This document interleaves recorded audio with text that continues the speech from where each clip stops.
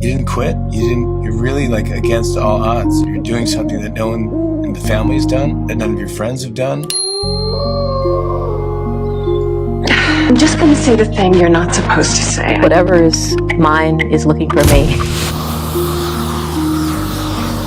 You have to know what road to take to get to your final destination. Everything that you ever wanted is on the other side of fear.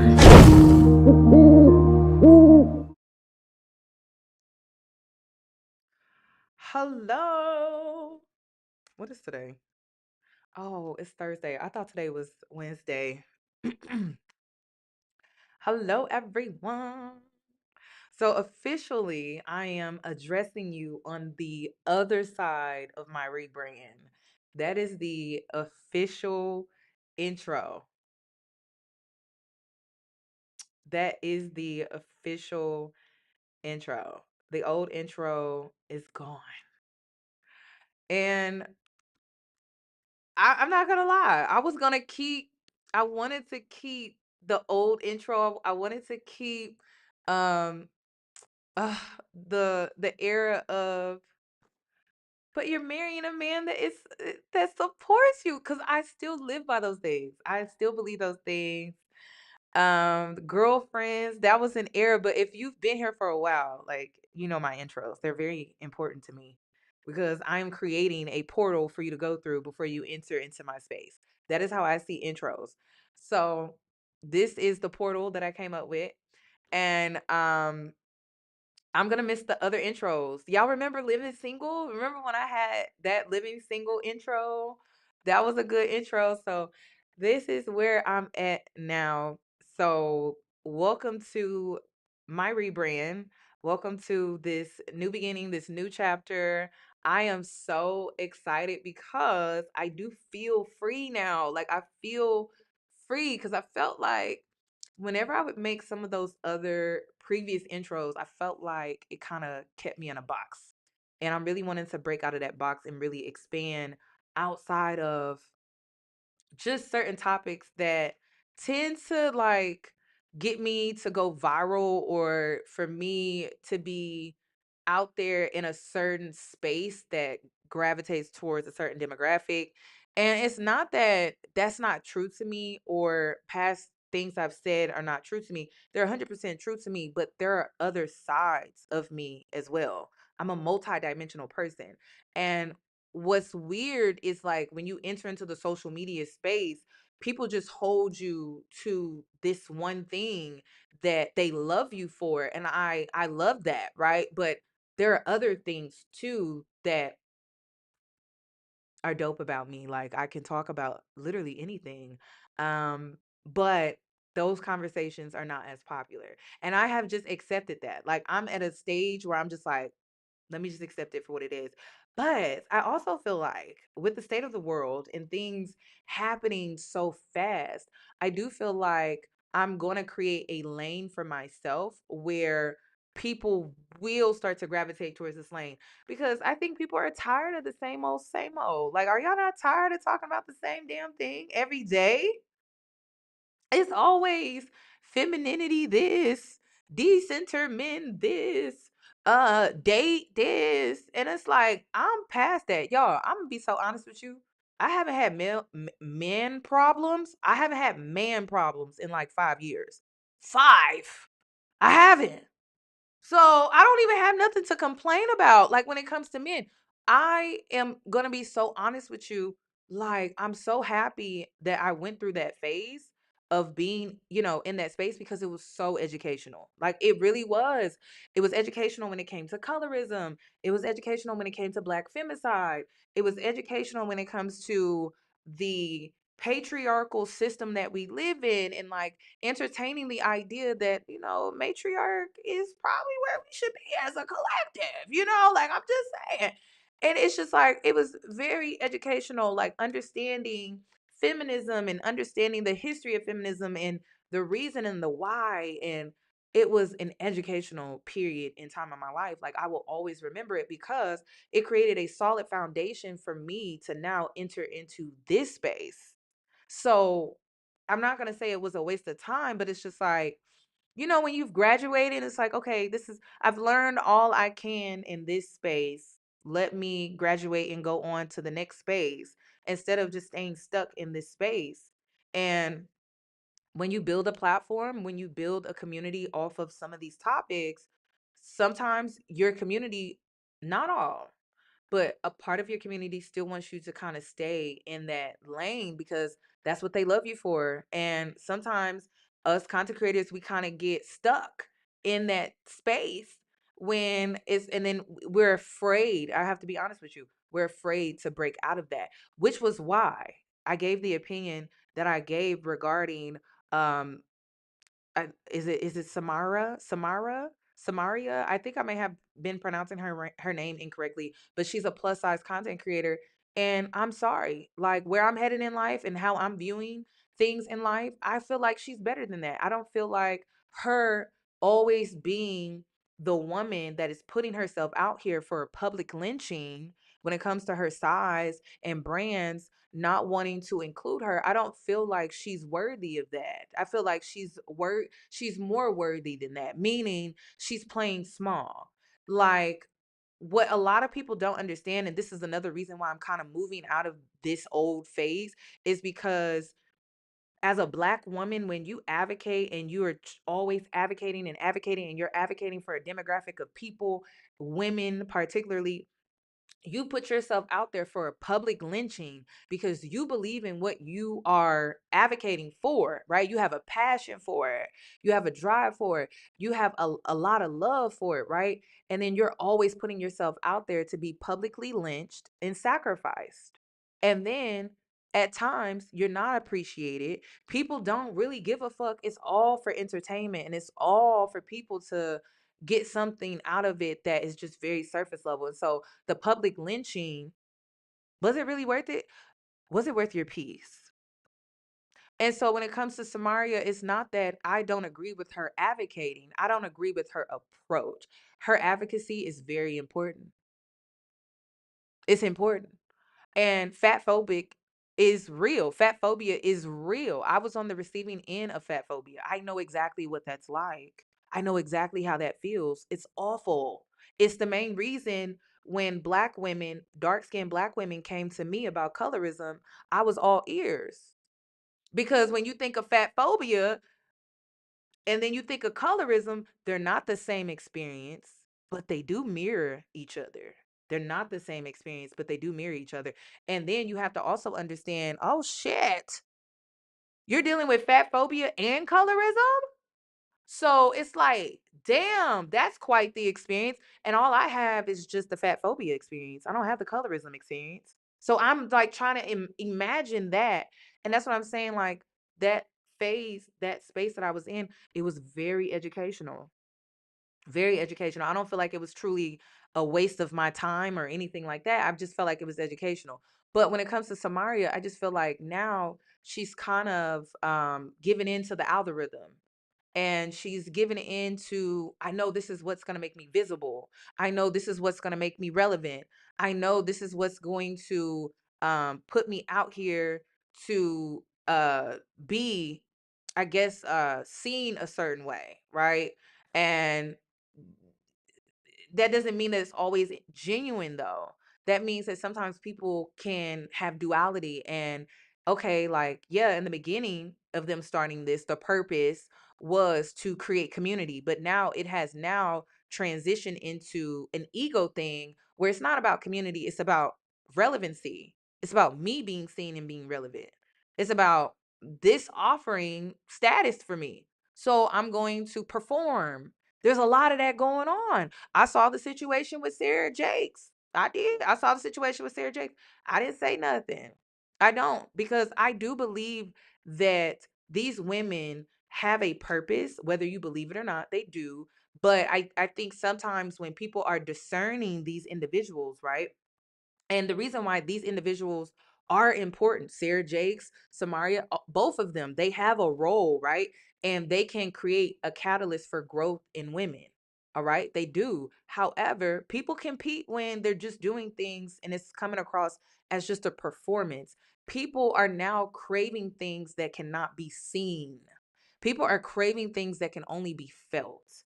And we're starting to move out of this very surface level, detached, no real emotional connection. A lot of people are searching for something more. And you want to know why?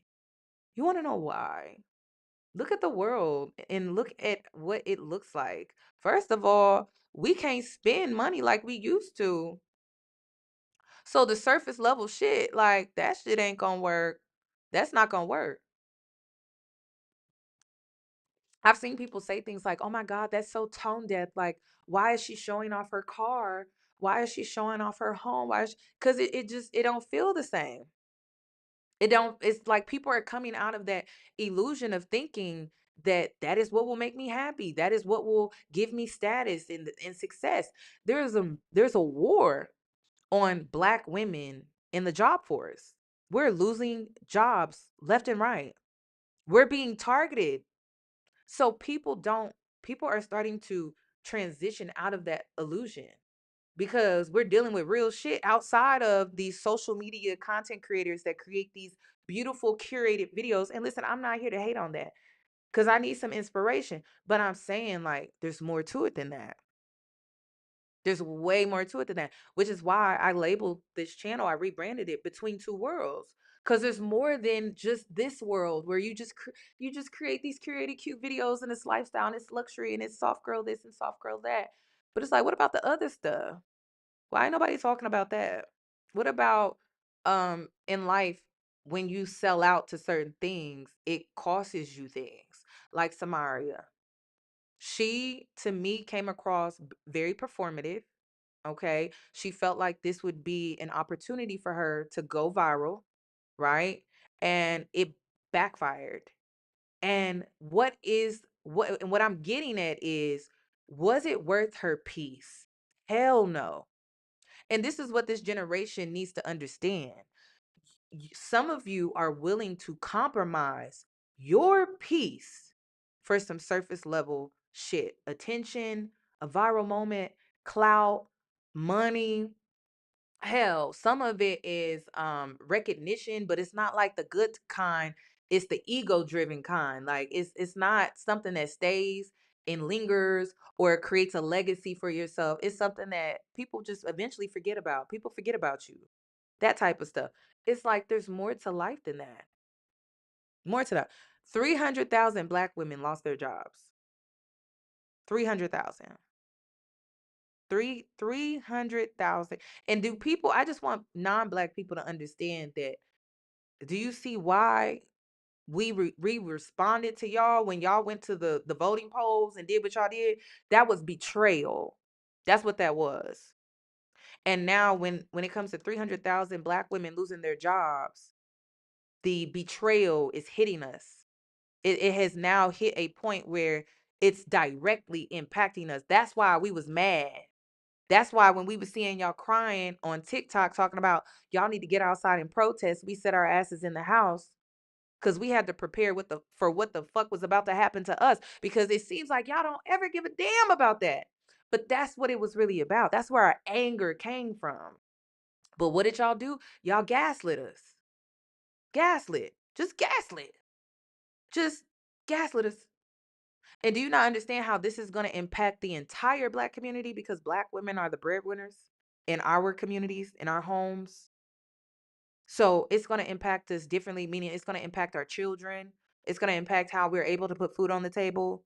You see why we were so angry and upset? It wasn't because we were just being petty and we didn't have humility when it comes to your situation. It was because we were sitting in the fact of, damn, we know we're going to be up next. And what is going to be our next move? How are we going to be able to take care of our children? How are we going to be able to take care of our elderly parents? How? How are we going to be able to take care of ourselves? Can we even retire? That's what that was about. But y'all made it about yourselves, and that's the thing. See, this is why, like, even with this channel transitioning, into Between Two Worlds, I am still a Black woman. I have a Black woman experience. I was gifted the Black woman experience. It is my birthright to have this Black woman experience. It is my destiny to live this Black woman experience. I am happy to be in this Black woman experience. But I'ma still be honest. Very honest. And when it comes to my honesty, sometimes it can be very unfiltered. But it's the truth. And truth unfiltered makes people very uncomfortable. Because it requires them to now look at themselves, right? It requires them to reflect on, how did I contribute to this Black woman having this experience? How did you? How did you contribute to that? Because I think about it from that perspective. That's why I'm upset. That's why we upset. So this is, yes, this is war on the Black community. This is war on the Black community. And I hope people are seeing it like that. But listen, I didn't come here for all of that. Not today. Not today. Let's get into my intro. Okay. So I've been talking about all year. First of all, the beginning of this year was rough for me. I didn't have no man problems. And that's the thing. There be other shit going on in life besides man problems. There be other shit going on outside of man problems. So I didn't have no man problems this year. But girl, it's been one hell of a year this year. So to get to this point in August, I feel like I lived 3 years. Or I feel like, when so much stuff is going on, you like, damn, why I feel like I lived 5 lives in the last 8 months. I'm like, damn. So that's what my year has been. And now I'm stepping into another shift. I'll say that, where I'm stepping into this new beginning. And so many of you are too. So many of you are too. And with everything that is negatively happening, right? I stand on this. And the reason I stand on this is because this has been my year. This has been my year. Sometimes things are happening to you to set you up for something better. Like, you have to believe that. You do. Sometimes it really is character development. It is. It's pushing you outside of your comfort zone, and it's requiring you to do things differently. Because if you were comfortable, right, you probably wouldn't have came out of that comfort zone. You probably would still be doing the same thing. So that is what my year has been like, for me to even get to this point of saying, this is my new beginning. It took me dealing with a lot of just adverse situations, and me crying about it, me being mad about it, me being angry about it, me literally having to not have a panic attack and, like, do the exercises that my therapist taught me. Uh, Actually put in action, action, action. All the things that I learned in my healing cocoon when I was isolated. I'm like, oh shit, I actually have to utilize the things that I learned, the tools that I gained, the skills and the understanding. I actually have to put that shit to work. Damn.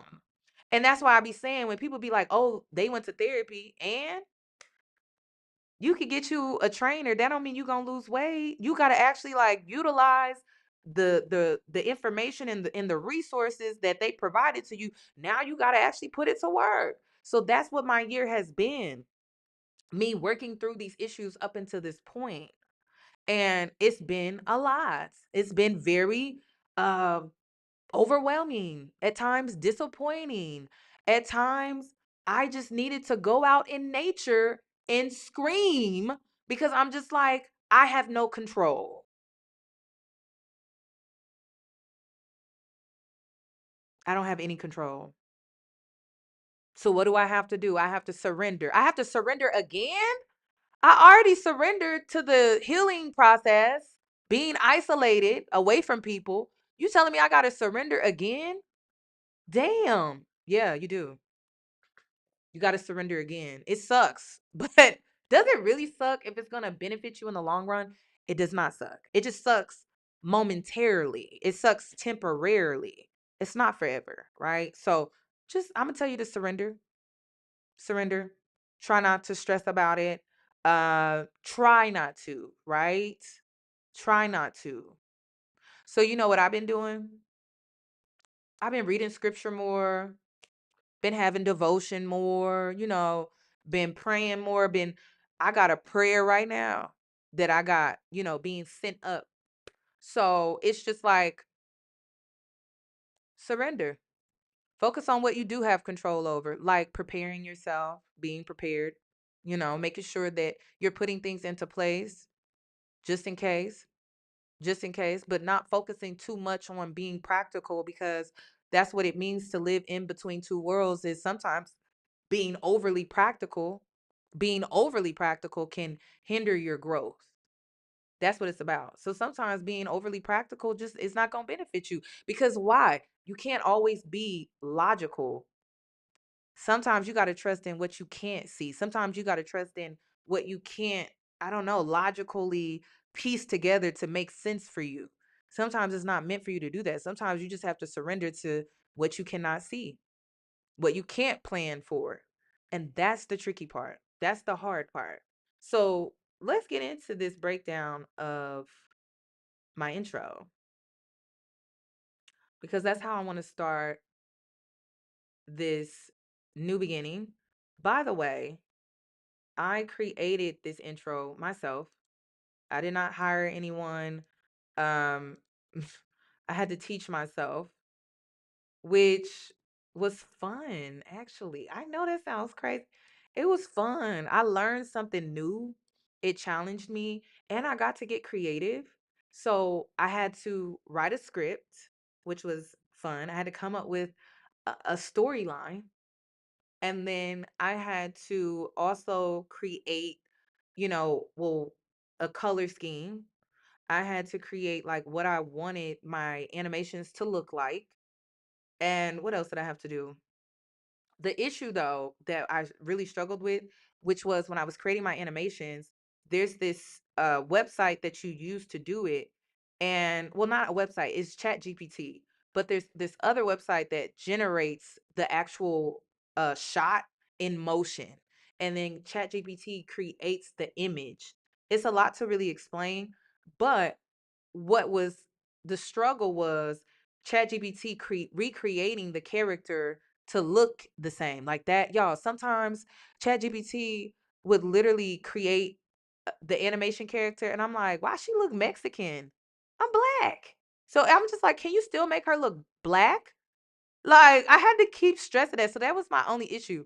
But it makes it's kind of funny because chat is still in the beginning stages of developing, right? So I'm like, I'm pretty sure in the next 5 years, this is not even going to be a thing or an issue. But I'm just like, can you just make sure I still look black though? Like I kept stressing that. So that's what was frustrating. Okay. That was the frustrating part. Also, I know people feel mixedly about Chat GPT. And let me explain. Okay. I'm a business owner. So a part of me does not want to accept Chat GPT. I gotta be honest with you. Part of me is like, no, like this, we shouldn't accept this, right? Like we shouldn't. But then if you don't, it's like you will be left behind, meaning you will be outdated. Like, so basically, one of the issues that I struggled with getting to this new beginning was letting go of outdated ways. That okay, it's time for me to update my skills. It's time for me to upgrade my ways. And I didn't want to do that because I was just like, no, like I'm not doing that. But I'm just like, okay, you have a choice. All right. You can stay outdated and keep doing things from your ways of doing things that are outdated. All right. Or you can upgrade and keep up to date. So I was just like, damn. All right. I guess I'm going to keep up with being up to date. And the reason why I'm stressing this to you is because AI is happening, y'all. They not laying off all of these people just to just lay off people. I keep trying to tell people AI it's happening. There's no, oh, like it's not gonna happen. It's happening. So it's like I get it. Again, between two worlds, understanding the cons and the potential negative side effects of AI, always being aware of that, right?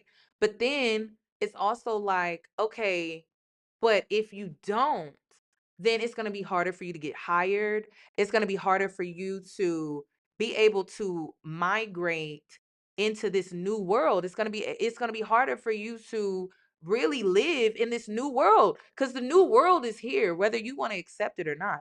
It's here. It's here. We're still in the beginning stages of this new world, but it's already here. So it's just like some people struggle with, should I accept this? I don't think it's about accepting it. I don't think it's about that. You don't gotta like it. You don't gotta like it, but you just gotta understand, like, this is where we are. And it's happening whether you like it or not. So one of the things that I had to get past was understanding that my ways are outdated, accepting that my ways are outdated, and just giving in to the whole, all right, let me see what this can teach me. And like, I'm not gonna lie, y'all, AI is a great tool as a business owner. It is. It is. It is. It is. And I'm not saying you should use AI for creativity. I feel like you should keep that organic as hell. All right. Keep your creativity organic. But when it comes to structure, organization, the business side of your business, it can help you in a lot of different ways. It can help you bring your creations to life, which is how I was able to bring you this video. Okay. So it can, whether you like it or not. I'm not saying you got to like it. I'm just saying that when it comes down to it, I had to make that very hard decision of just embracing that this is just where we are in the world. Okay. So let's get into this breakdown of the intro. You didn't quit. You're really like against all odds. You're doing something that no one in the family's done, that none of your friends have done. So in the intro, you didn't give up, you didn't quit. A lot of people don't want to choose their higher path in life because no one has in their family, or their friends don't. Or most people don't want to choose the higher path because it's not cool. It's not in style. It's not popular. Most people don't want to choose their higher path because they feel like they're going to miss out. They feel like they're going to miss out. Prime example, B. Simone. Her choosing her higher path, sometimes she comes across like it's punishment. And when you choose your higher path, it's not punishment. It's not you feeling the need to um reframe, or you feel like you can't indulge. That's like, if you feel like that's what it means to choose your higher path, you're not being authentic. You're being performative. So most people don't choose their higher path because they don't know what it truly looks like to be spiritual from an authentic place. They only know what it looks like to be spiritual from a performative place. So it comes across like you have to suppress. If you're choosing your higher path and you feel like you have to suppress, then there's these ideas of what you think choosing your higher path should look like. So you're putting an expectation on yourself that, okay, if I choose this higher path, then this is what it has to look like. And so you feel the need to perform and suppress. But when you authentically choose your higher path, it's you living in between two worlds, meaning you're not isolating yourself all the time, but there are periods where you are isolating yourself, that at times you are indulging, but you're not doing it to the point where you're imbalanced. So you're still able to have fun at times when you enter different levels in your path of growth, right? You still have those moments, but there are still times where you are isolating yourself because you're awakening, you're elevating, you are ascending, you are reaching new heights in your path and in your journey. So a lot of people don't understand like what that looks like.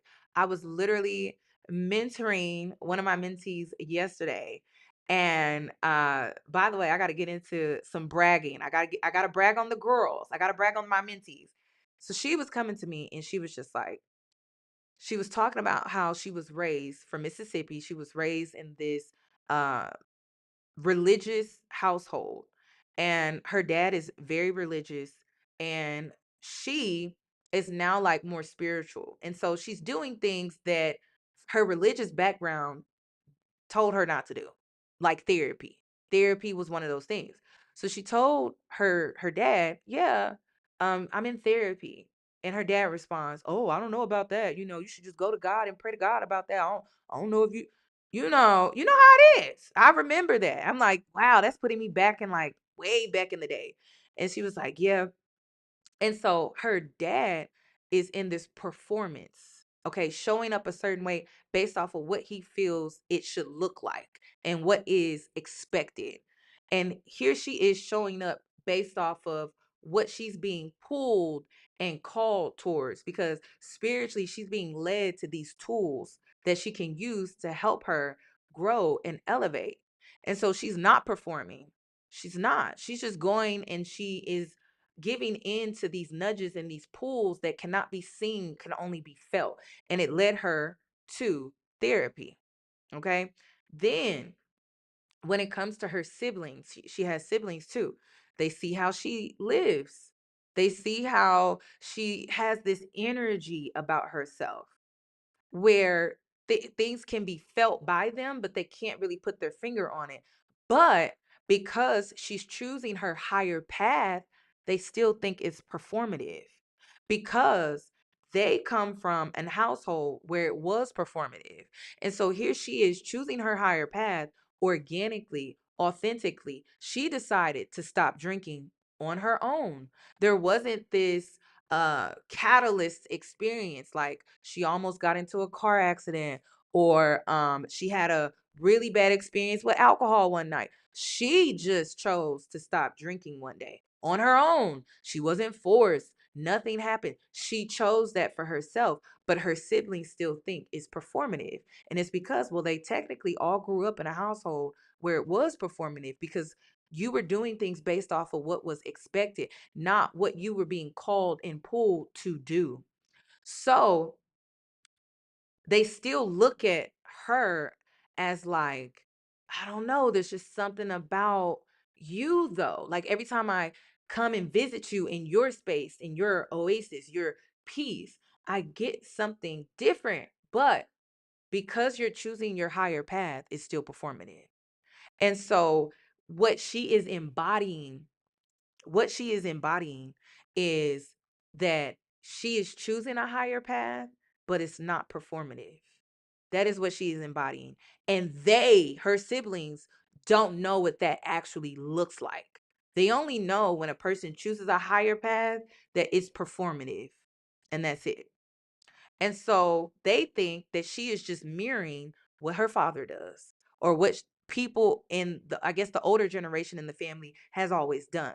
But she's not. Like she's truly choosing a higher path for herself because that is what she's feeling pulled to do, called to do. So these are things that she's changing authentically because she wants to, not because she feels like she has to, not because she feels like, well, it's the right thing to do. It's she's wanting to do these things because she is feeling pulled and called to from something within her to change these things, to elevate. And she's taking on higher perspectives as she's doing that. And so them looking from the outside in, they think it's just a performative thing. But then when they step in when they step into her energy, they come and visit her at her home, there's something different that they feel that they don't feel when it comes to people over here in her family that perform.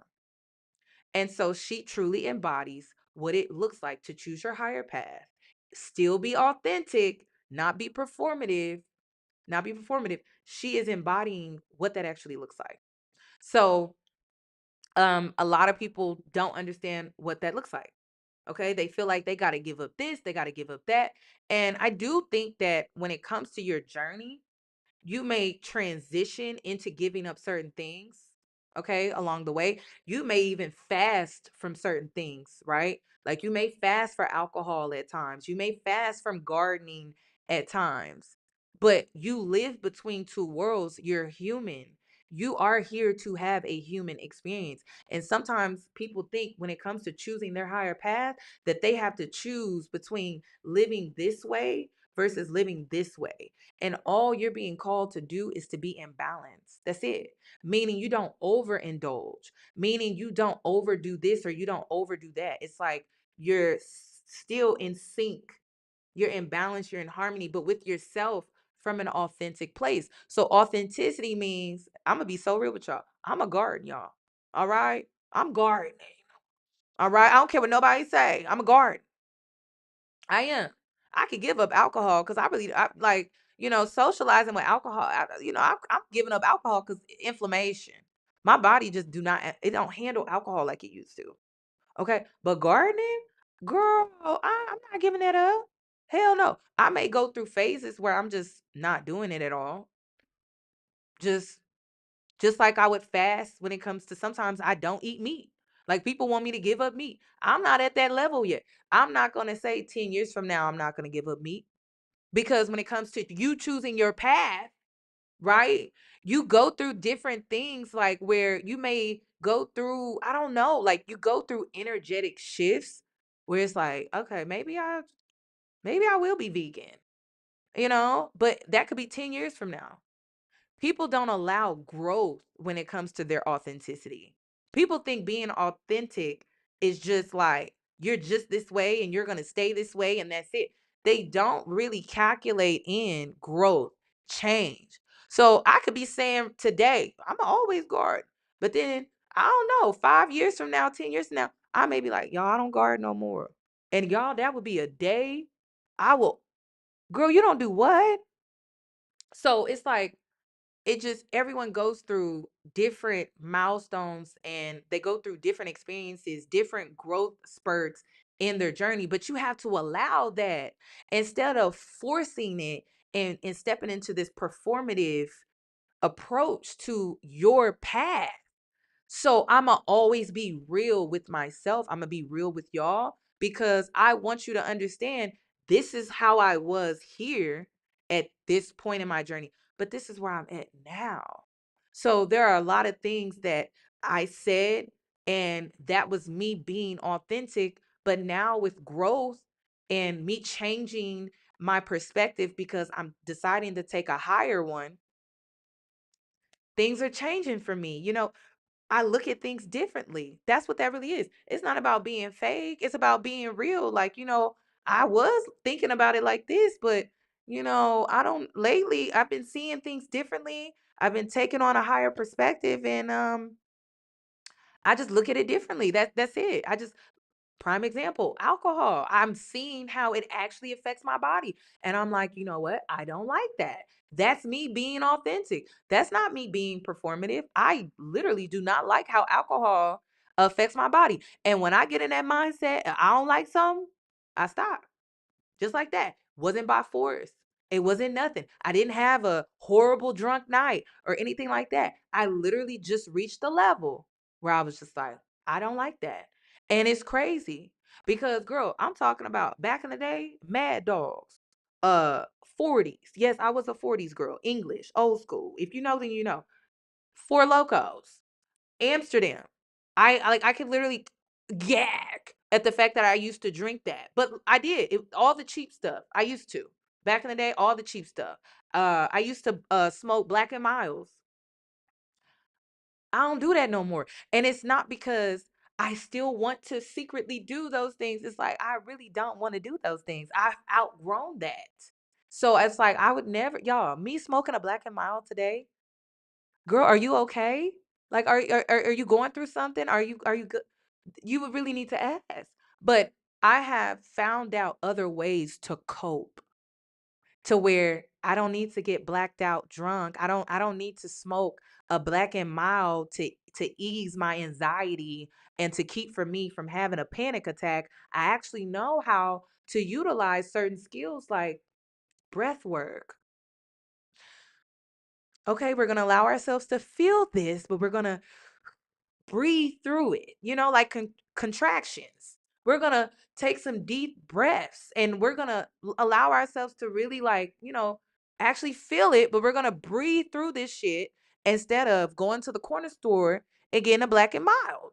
Because at that time in my life, that's all I knew. I was like, all I saw was people use alcohol, cigarettes, Black and Mild, cigars to like cope with what the hell they was going through. So what did I do? I naturally picked up those things because it was environmental. So I'm like, okay, well, but then me deciding to elevate and take on a higher perspective, I'm like, I don't need those things. So even with me smoking those Black and Milds, those Four Locos, that was me being authentic. That was me being authentic. It was environmental, but it was still me being authentic though, because that's just where I was in life. That's where I was at.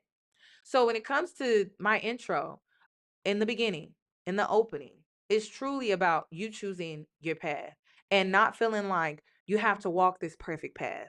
That sometimes your path involves you balancing between two worlds of the spiritual and the physical, and that it is okay for you to let your hair down, have fun, and not feel like you have to suppress and suppress. But I'm going to be real with you. Sometimes when you reach certain levels within yourself, you outgrow certain things. You outgrow certain people. You outgrow certain mindsets and mentalities that you once carried. And that is a part of you choosing your path and you choosing your higher path. Okay.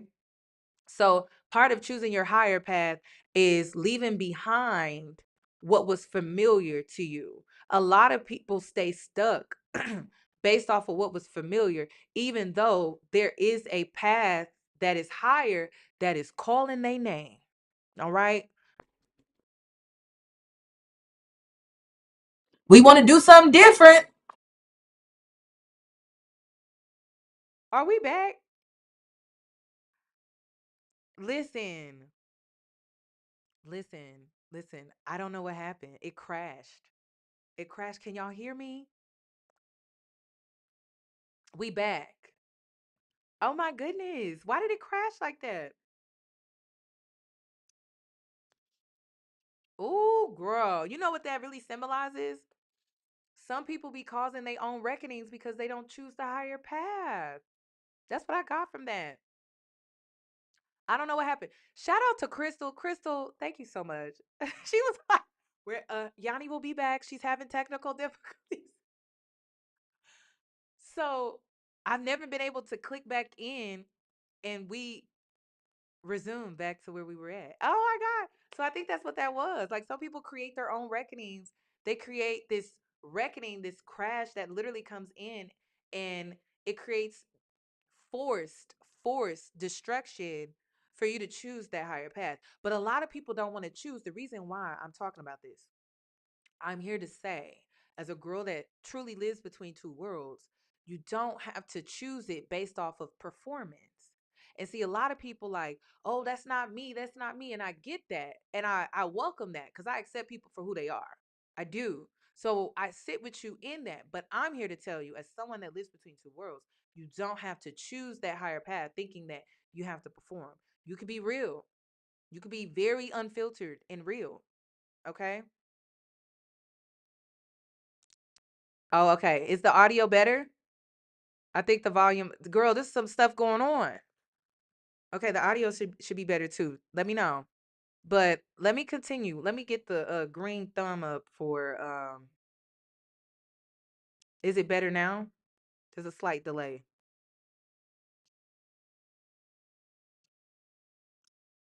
Okay, we back. We back. We back. We back. Okay. So let me continue because that's what this opening scene is about. It's about you choosing your higher path, right? And also, the reason why I decided to create a script of a girl walking through a dark, eerie forest is because typically when you choose your higher path, it's an unknown journey. Like it's unknown territory. You are literally walking a path where you do not know where it leads. You have no idea where it leads. So when I created this storyline, this concept of her being in this forest is sometimes when you choose your higher path, right, people think things are going to come to you easily, or things are going to be easier. There's no challenges that you have to face and things like that. That's not true. You're still going to deal with adversity. You're going to go through adverse times and just situations and challenges and things like that. But it doesn't mean that you're not like where you're meant to be or where you're supposed to be. It's just sometimes when you go through life and you go through certain experiences, it has a way of shaping you. It has a way of shaping you, and it's forcing you to take on a higher perspective. And what I always tell people is sometimes you're not worthy or deserving of some of the experiences that you face from other people. Okay. So you can take on the experience that they want to give you, or you could take on a higher perspective where you alchemize the experience that they wanted to give you and you transform it into an experience that benefits you. I do it all the time. I do it all the time. I let people fuel me and alchemize my life based off of the experiences that they want to give me. Well, I'm going to take it, the experience that you wanted to give me, and I'm going to turn it into what truly benefits me. Because the experience that you wanted to give me didn't come from a good place. And especially when it comes to me being on the receiving end of that. So I'm going to alchemize the experience that you wanted to give me, and I'm going to alchemize it and transform it into what would benefit me. So sometimes you have to do that. Okay. So sometimes when it comes to you choosing your higher path, it's not all cookies and ice cream. Like sometimes you be going through some stuff. And this is why I created this dark, gloomy type of vibe. I'm just gonna say the thing you're not supposed to say. Okay. So listen, if you look in this scene, do y'all see the shadows in the back? Right here. There's a shadow right here. There's a shadow right here. Okay. So with us being in this dimension, there's another dimension.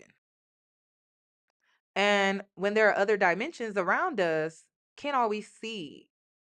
Okay, what other dimensions are around us? But some of us have the abilities to see shadows. Some people don't have the abilities to see shadows. And so when you actually choose to live between two worlds, like you actually make it a choice, and some people we don't even get a choice. It's kind of like it's a gift where we're able to see the others. There are things around you all day, every day. Okay, every day. They're in a different dimension. In this dimension, you can't always see it with the naked eye, right? They may be able to see you, but you can't see them because this is the dimension that we're in. So when you truly live between two worlds, and sometimes when you choose that path, you have the ability to see both. You have duality where you can see the 3D and then you can also see beyond the 3D. Okay? So sometimes you do see shadows. Sometimes you do see the shadows. Sometimes you do feel the shadows. Sometimes you do feel the spirits of other beings in other dimensions while also having this reality. So a lot of people miss out on this. I feel like when you're at a lower vibration, you can't always see the shadows, but when you raise your vibration, you can see the shadows, or you'll get to a level where you can see the shadows. Um, it's another reason why, and hear me out, like, you know how kids, right? Especially babies and things like that, they're closer to the veil than we are. And so they're able to see things that we can't see. Like, y'all ever seen how babies be staring off into space? And sometimes you be like, why I feel like they looking at something that I can't see, but they can see. I've experienced that too a few times. I will never forget. I was at the beauty supply store. No, not the beauty supply store. I was at the salon and I was getting my hair done. My beautician, her granddaughter, she would be in the shop all the time. And I happened to, oh, dog, oh my God, animals, dogs. So true, so true, so freaking true.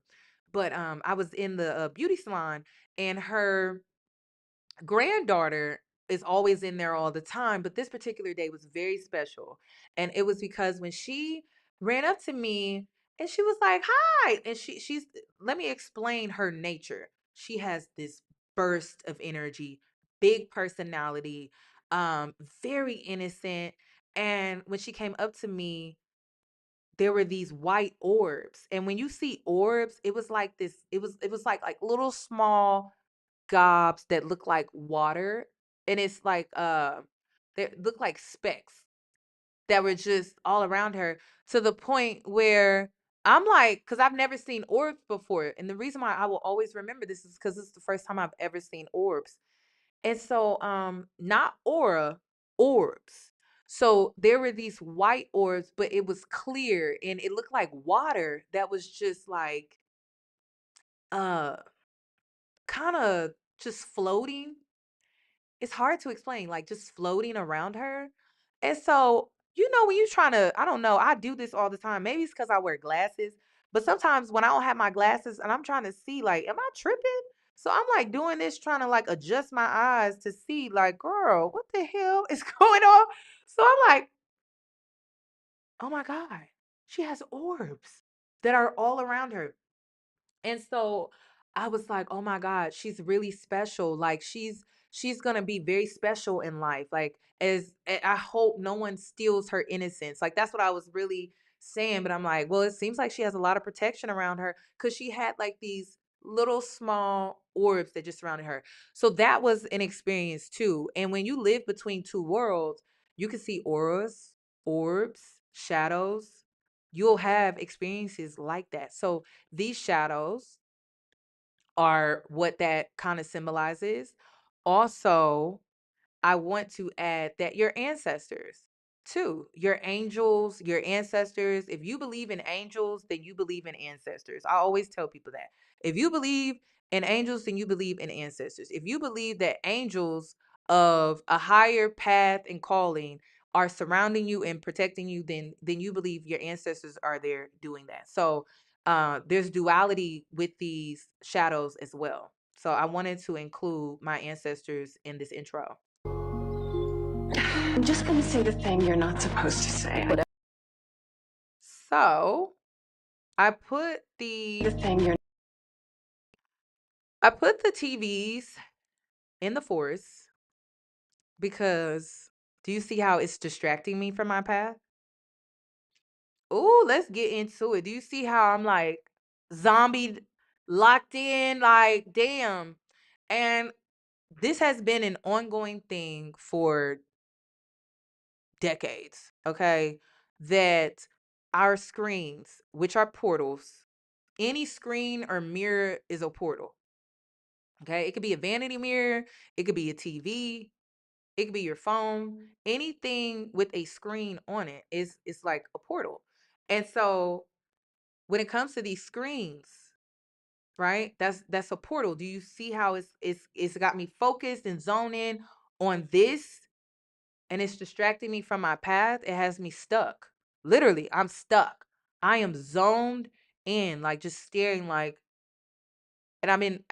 And of course, this is the intro, so I couldn't like keep it like that for so long. But I'm like really stuck. So I wanted to include that as well. That sometimes it's hard living in between two worlds because sometimes we do get distracted. Now, these TVs could be anything. It could be a relationship. It could be your actual TV, your phone. Hell, it could be your family, right? It could be each TV could represent something that distracts you. And I just wanted to include that into this, right?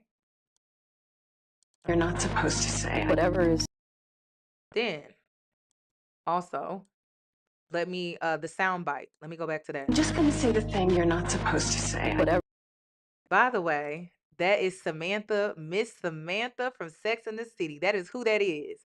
I'm just gonna say the thing that I'm not supposed to say.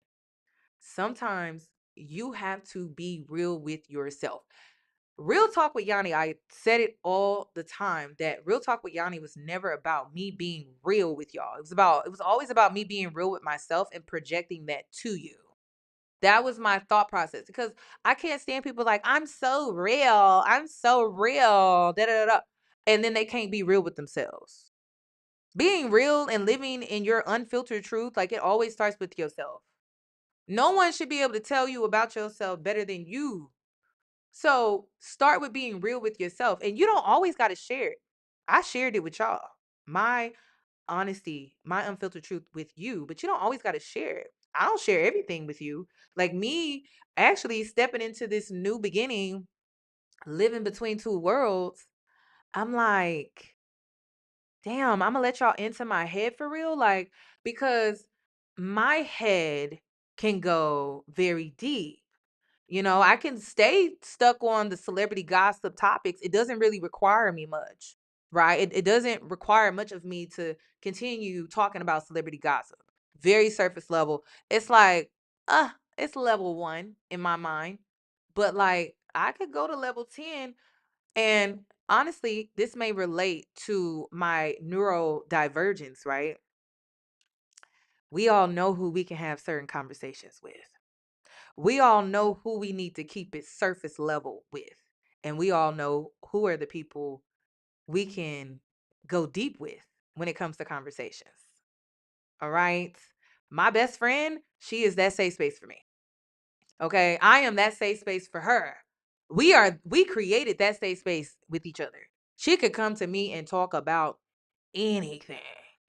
I don't care how deep it goes. And it's not even like what I love about us is it's not always speaking of these things from it's factual, right? No, no, no, no, no. It's what about this? Like, what if this is a thing? What if, like having those type of conversations where it's not an ego driven conversation where it's about stating facts and debating and all of that. No, no, no, no. It's about seeing where their mind takes them. And it's a perspective that you listen to, and then you take back what they're saying and you reflect, and then you create your own perspective by creating depth based off of the depth that they shared with you.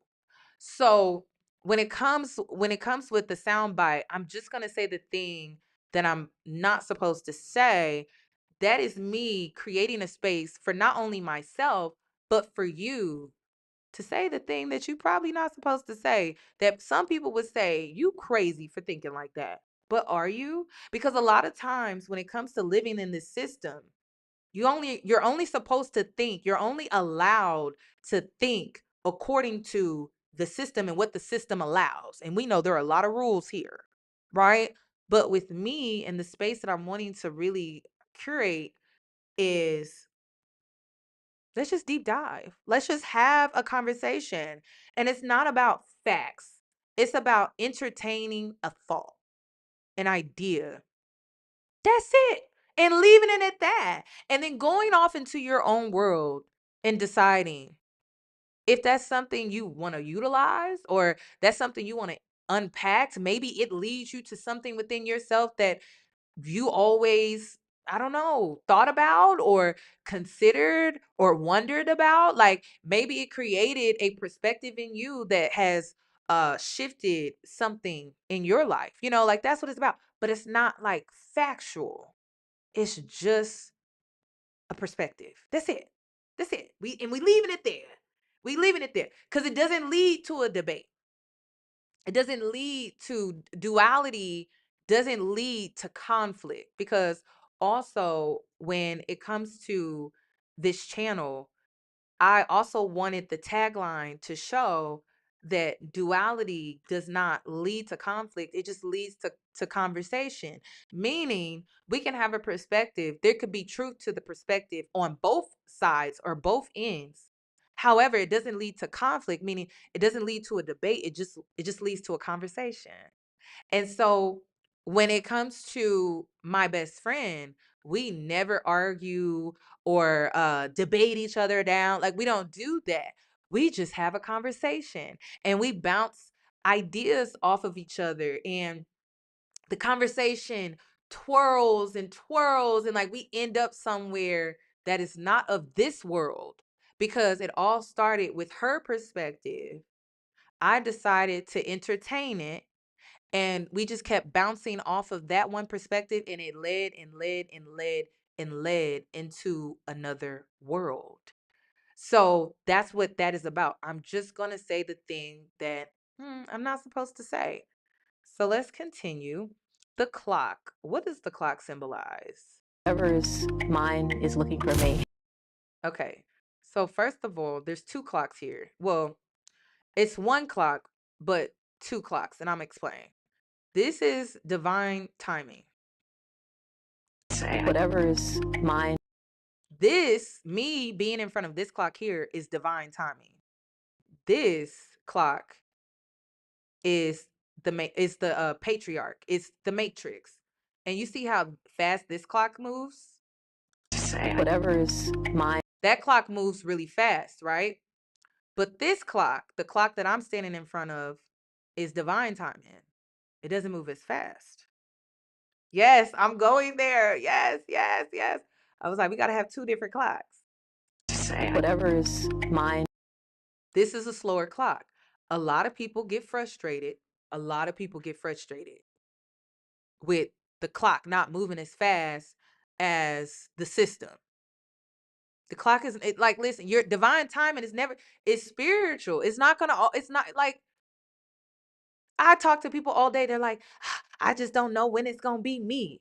It's not gonna happen on your time, number one. And then it's not gonna happen according to the system either.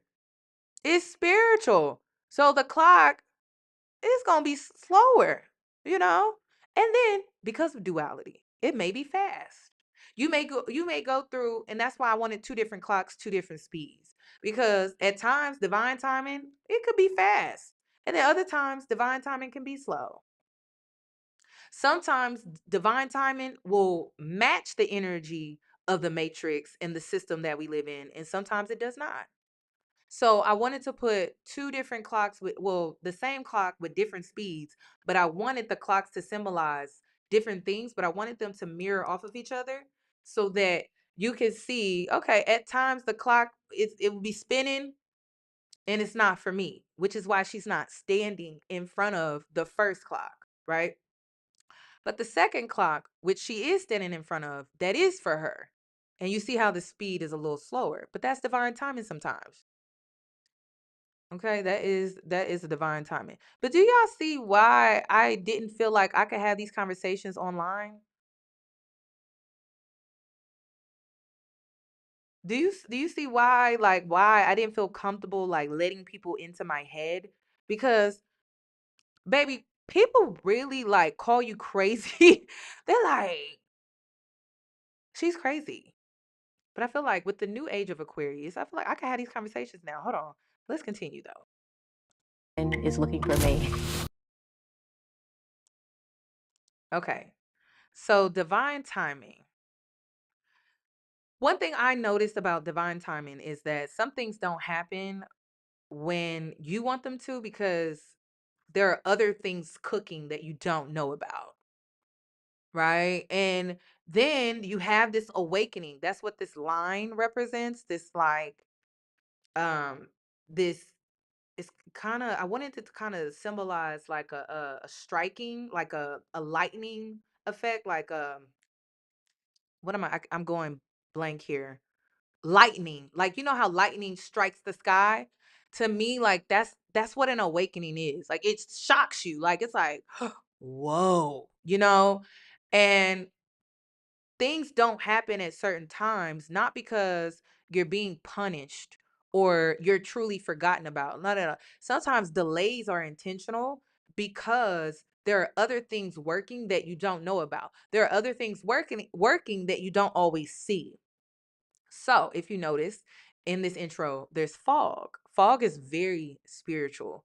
And sometimes you go through certain phases in your journey when you choose your higher path where you can't see the workings that are happening and you're experiencing delays on the surface or you're experiencing challenges on the surface. You can't see what's going on in the background because it's not meant for you. It's not meant for you to see. So remember in earlier when I was like, sometimes you can see the shadows, right? But then there are other times where you go through phases where there's a spiritual fog and you can't see what's about to happen. And before this new beginning, Y'all, I could not see shit. Do you not understand that this vision that I created with my intro, I couldn't see 6 months ago? The name for my YouTube channel, I could not see 6 months ago. I was in a phase of experiencing spiritual fog where I was searching for this new thing, but I didn't like it, and I was also experiencing what I felt like was like a creative block or something, where I'm like, okay, because I'm a seer. I can always see ahead. This is what makes me a good planner. But I'm in a phase where I can't plan for what I can't see as a seer. Because as a seer, we always gonna plan, right? We're gonna plan, not control, prepare. There is a difference. Prepare, not control. Meaning prepare is, okay, I'm preparing, but I'm also surrendering. Whereas I'm not trying to control anything. I'm just preparing because I can see. But this was different. I can't see shit. I could not see ahead. I didn't know. I'm like, well, and what's so frustrating is when something in you is calling you to do something different, but you don't know what that different is, and it creates like this frustration. Like, so I'm going through these emotional roller coasters where I'm just like, I felt lazy. I'm like, oh my God, like there was even a sense of unworthiness that started to creep in because it's like, well, I can't see. I don't know what to do. The whole time, all of this stuff was working out around me that I just could not see at that time because of the fog, right? So here in this intro, this spaceship lands. Do you see the light beaming off of it? Yes, the light. Y'all know I'm a candle worker. I work with candles. I don't just pray, I light candles with prayer. Okay, very big on that. And oftentimes, when the thing that I couldn't see comes in, it always comes in with this beaming light. So we went from the thunder that crosses the sky at times, like an awakening, and then you go through the fog, and then there's this beaming light where it's like, okay, reveal what it is. And then the reveal, it always comes in with this bright ass light. And so you see it, you see it, you see it. So this is what that is. And then this completes your awakening, right? Because you went through the strike effect where it hits you, then you went through the fog, and then the light. And this is why I always tell y'all, there's always light at the end of that tunnel. I don't care what nobody say. If you choose your higher path, there's always light at the end of that tunnel. It's just sometimes you go through spiritual fogs, you go through uncomfortable experiences like being struck by lightning. You know, that's not a good experience. Shit, that probably hurts.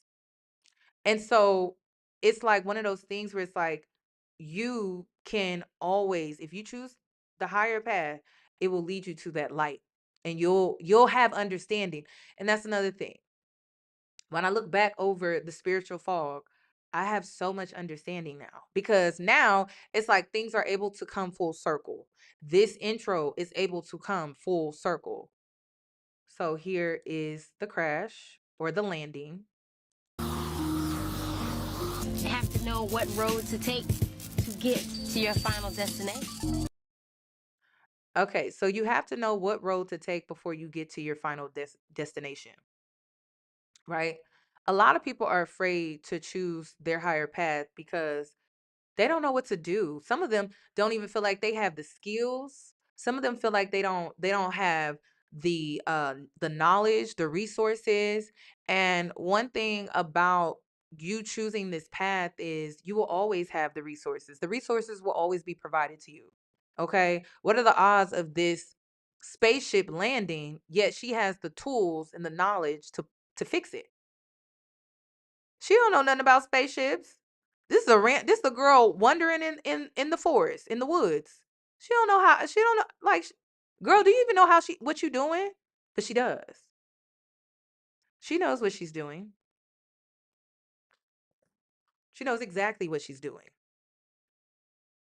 So, how though? How does she know what she's doing? And when you go through awakenings, what they never talk about is when things can be delivered to you through the spirit. And you know, it's crazy. It kind of reminds me of the Hunger Games, when they were in the Hunger Games and resources were delivered to them by people that were supporting them on the outside of the game, right? So they would send in water, food, to help them to keep going at times where they were like struggling and things like that. And so when you come in, when the resources come in, right, and hit them at certain times, they are now prepared for the awakening and everything that they went through through this transformation. So they have the tools. She has the tools, she has the knowledge, she has the resources, she has everything that she needs within herself. And it has been provided to her based off of her being supported on the spiritual side. So let's continue.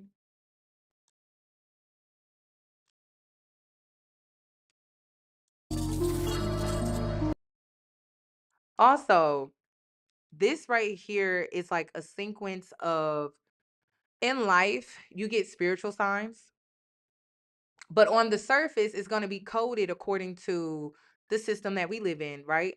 But you can still get signs where it's like, oh, okay, I need to do this, or I need to change this, or I need to be accountable for this, or I need to do shadow work for this, or I need to do this and I need to do that. So you get signs, and the signs are not always clear. You may not always understand them, but understand that there's a sequence that comes with it that you will eventually understand. You may not always understand the signs up front, but eventually you'll understand the signs. And so sometimes when we get a sequence of different signs and things like that, and signs can come from anything. Like you could listen to the radio, you could listen to a sermon, you could listen to a poem, you could hear a song, you can see numbers, you could literally see a sign like a billboard or something like that. Uh, you could look at art. You know, art like a painting can be very reflective for you. You could even go to performance art. I will never forget where I went to this what is was it's not a Broadway show. It was performance art. It was a show where it was called The Awakening, and I went to it in Vegas. And when I went to go see the show, I didn't know anything about it. I just randomly was like, I want to go see a show in Vegas, and this ended up popping up. So I liked the name. It was called The Awakening, and I ended up going to it, and the signs in there were insane. Like basically, it was everything I had went through in my earlier life, and it was all about the phoenix rising. And when you go through hella shit in your life, like hella things, okay? Because when you heal, a lot of people feel like you ain't gone through shit because, well, you don't act like you've gone through things. But in reality, it's just that you've healed through those things. You've alchemized those things. You have transmuted those things, and you have transformed into this newer version of yourself. But you still carry the scars and that the wounds that come with all that earlier experiences that you went through, but people don't see it because you don't wear it, right? But the phoenix rising is showing that, okay, I may have everything around me was burnt down to the ground, but still I rise even after everything else. Even after everything else, everything I've been through, I've been able to transform my life for the better. So let's continue.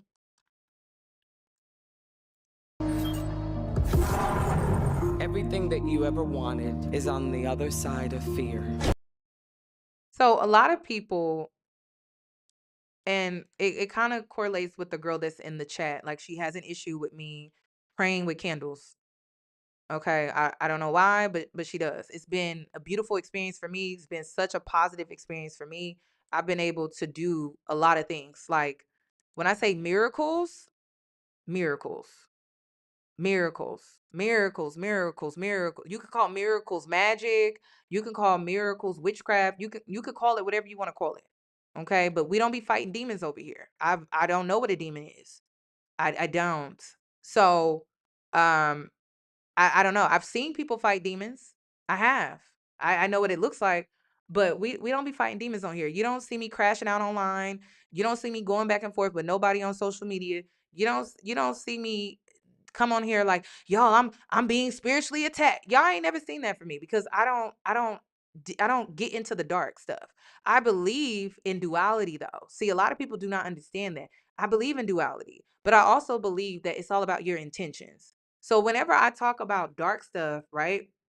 And understanding and believing in duality, right?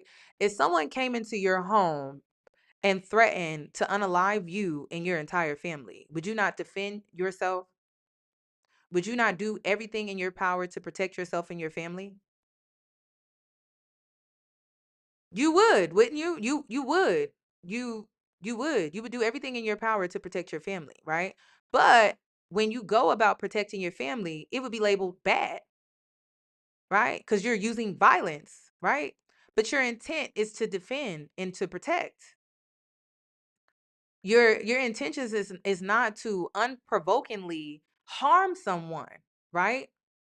So it's self-defense. It's self-defense. But people never want to consider the dualities of things. They only want to be extreme and not balanced and sensible.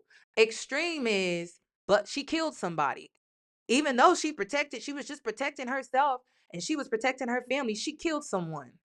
She should go to hell for that. This is what I'm saying. It's like people do not know how to be sensible, balanced.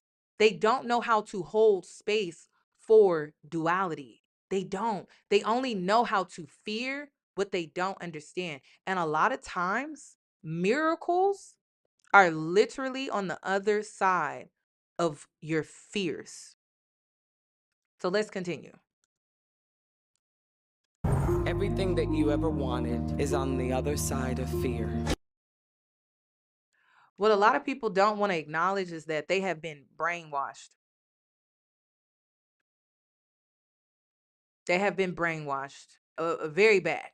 Like I'm not trying to go there all the way, but let's really talk about it. They have really been brainwashed in the worst ways, in the worst ways, to the point where they are disconnected from themselves. They think that their ancestors are demonic. Okay. So when we think of colonization, a lot of people think colonization is and people always reference the Bible and scripture and all of that. Colonization is how you view yourself. Like when I speak on Christians being colonized, I'm speaking on how they view themselves while being in the religion. Not the religion itself, but how they view themselves. And a lot of black people, they hate themselves. I'm gonna be honest with you. They hate themselves. They hate where they come from. They hate who they are. They think when they speak on ancestors, they think that their ancestors are demonic, as if they don't look like their ancestors, at times think like their ancestors, at times create like their ancestors.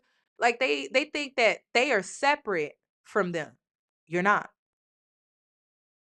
But when you've been colonized and you've been told that your ancestors are demonic, right? And a lot of times it's because you're black.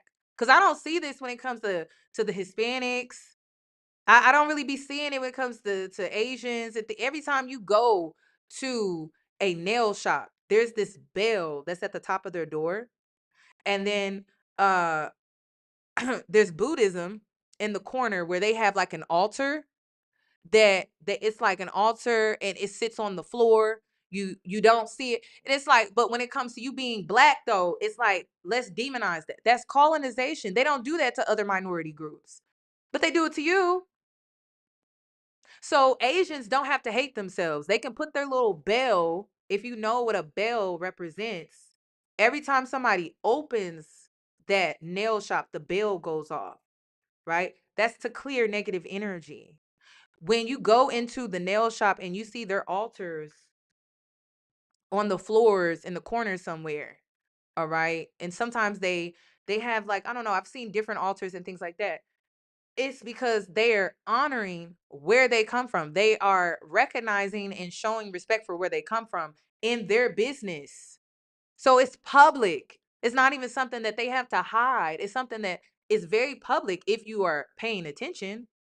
But when you only live between one world, the world that you have been programmed to believe in, you miss out on how you go into the nail shop and you literally see that and it's so crazy. Like, I see it all the time. I'm like, why do they never get no type of, I don't never see them like get any real pushback on them having a business and servicing people while still honoring their lineage. I never see that. But with us, it's a problem. With us, it's always an issue. And that's what colonization is. It's not the religion and Christianity itself, it's how you're choosing to view yourself and view where you come from and view the people that you come from and such a negative, dark, demonic lens, which is a choice, which is a choice. And then projecting that on everyone else.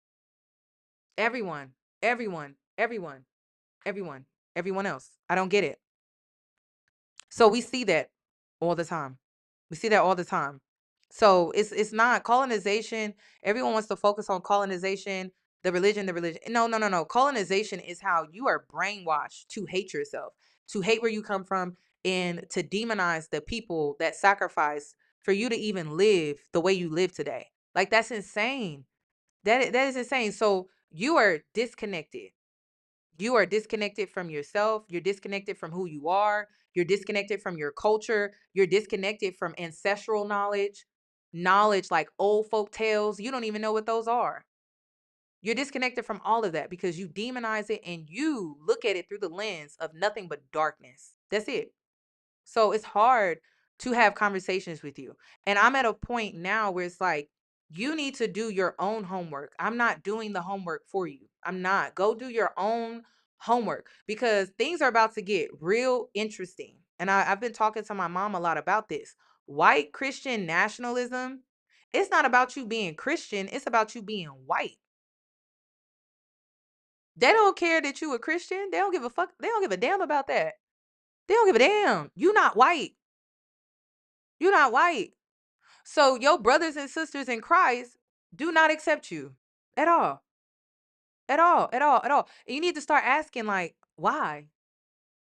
If they live and believe in the same Christian principles that I was raised to believe in, why do I have to be white to be accepted among them? That makes no sense.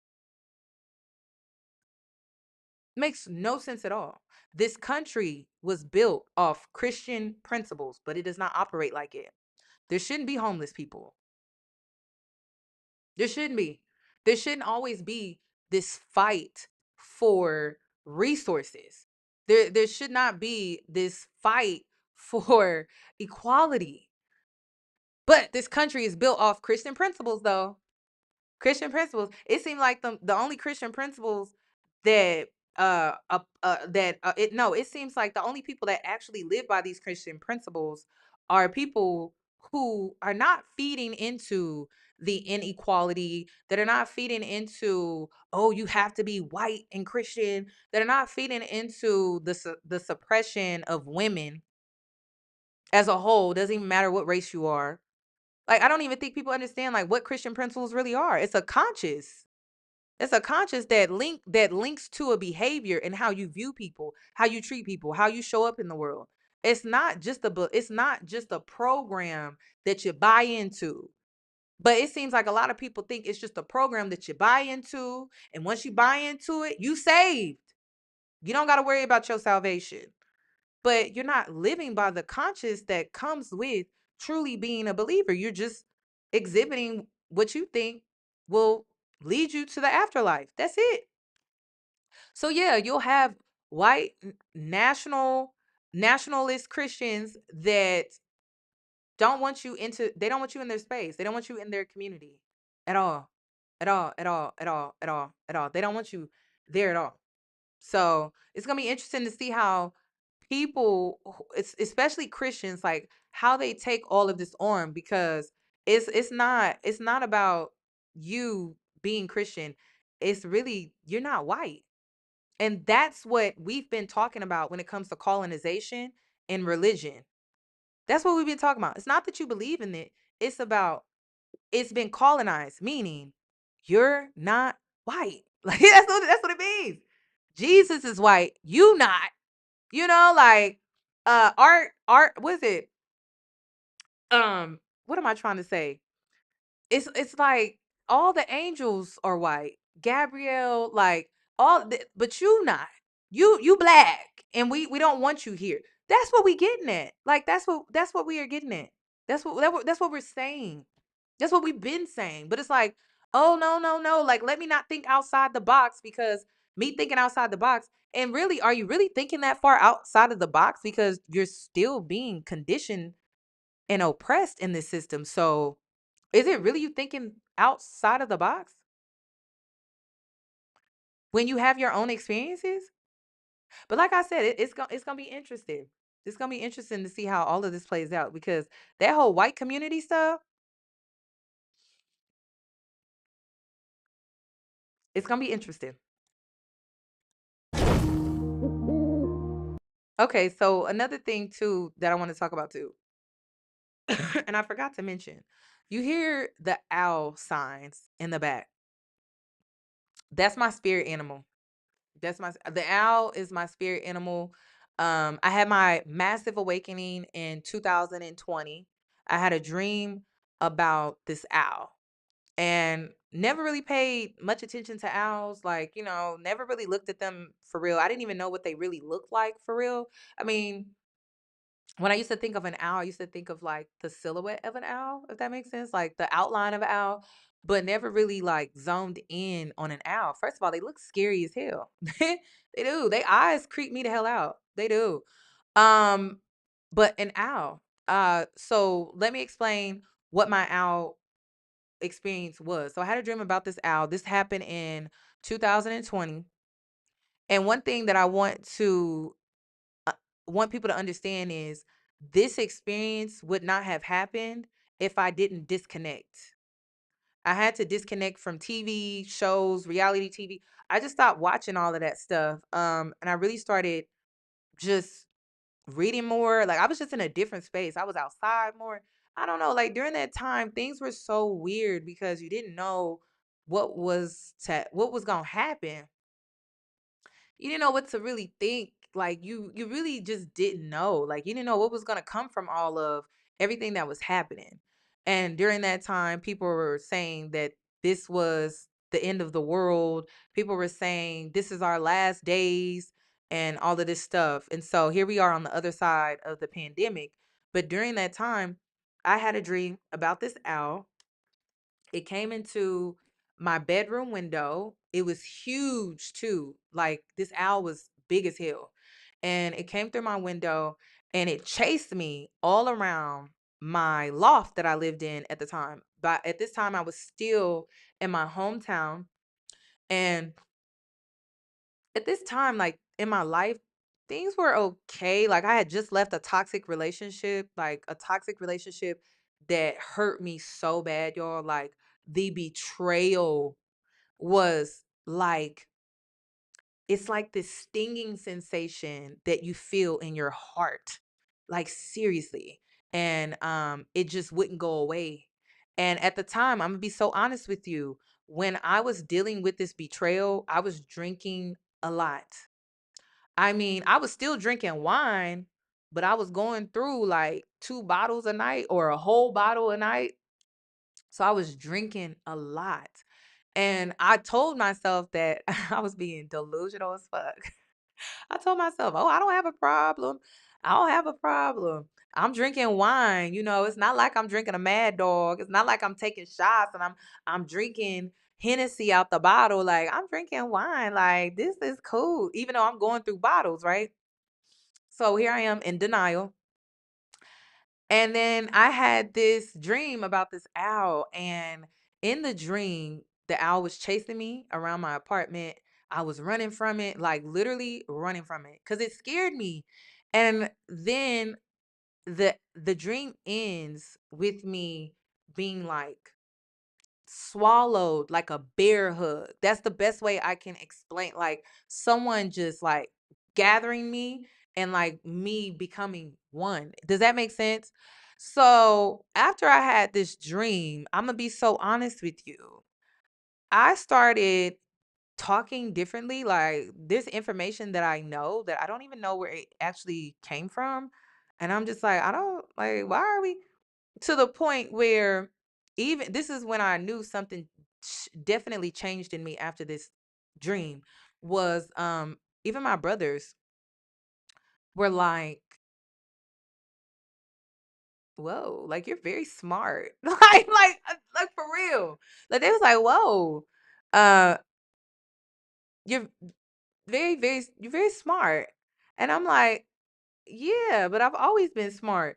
No, there's just something a little bit different with you as of lately. And I mean, I have been reading more. I have been doing things differently, but there was just certain things that I don't know like where it came from. Like honestly, I have no idea. Then I was having these weird experiences where I would meet people and like I would have conversations with them and I would say certain things to them that I shouldn't know. Like, meaning I would say certain things to them that in their world, which it makes no sense in my world because I don't really know them like that. But like in my world, in their world, it's like, oh my God, I just went through this. I just went through this. Or you know what? I've been struggling with this and I've been struggling with that. Thank you so much. Da da da. So I started having more experiences like that.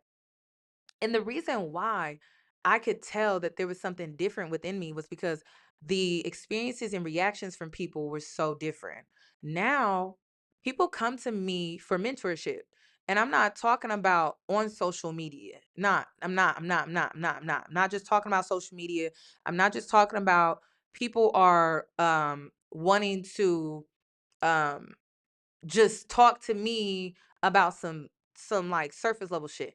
People are like seeking me out because they want to know what I think about this or what I think about that because there have been experiences with them where I've told them certain things. And even though it didn't really make that much sense to me, it made so much sense to them. Things happen in their life after that conversation to where now they're coming back and they're seeking me out again because they want to know what I think because of the first interaction and experience that we had. So there's a lot of that. And some other things that happened after the owl dream was me coming to the realization that Christianity is whitewashed. And a lot of people don't want to acknowledge that how Christianity is whitewashed. Christianity is whitewashed as AF. But so is history. So is so much things in this world, the system that we live in. So many things are whitewashed. Hell, we could even say the food, we could even say the food pyramid. The food pyramid. Like, you know how you seen the food pyramid and it tells you like, you know, how you should eat and things like that. Even that's whitewashed. Because studies are done on white males. When it comes to the BMI chart, we could even say that's whitewashed because a lot of those studies come from white males. A lot of things in this system is whitewashed. It's not just Christianity. People really think I just be talking about Christianity and Christian. No, it's like a lot of things in this world are whitewashed. So if something is whitewashed, it's not all true. There's some truth to it, right? So we can even look at the history books, all written majority by white males.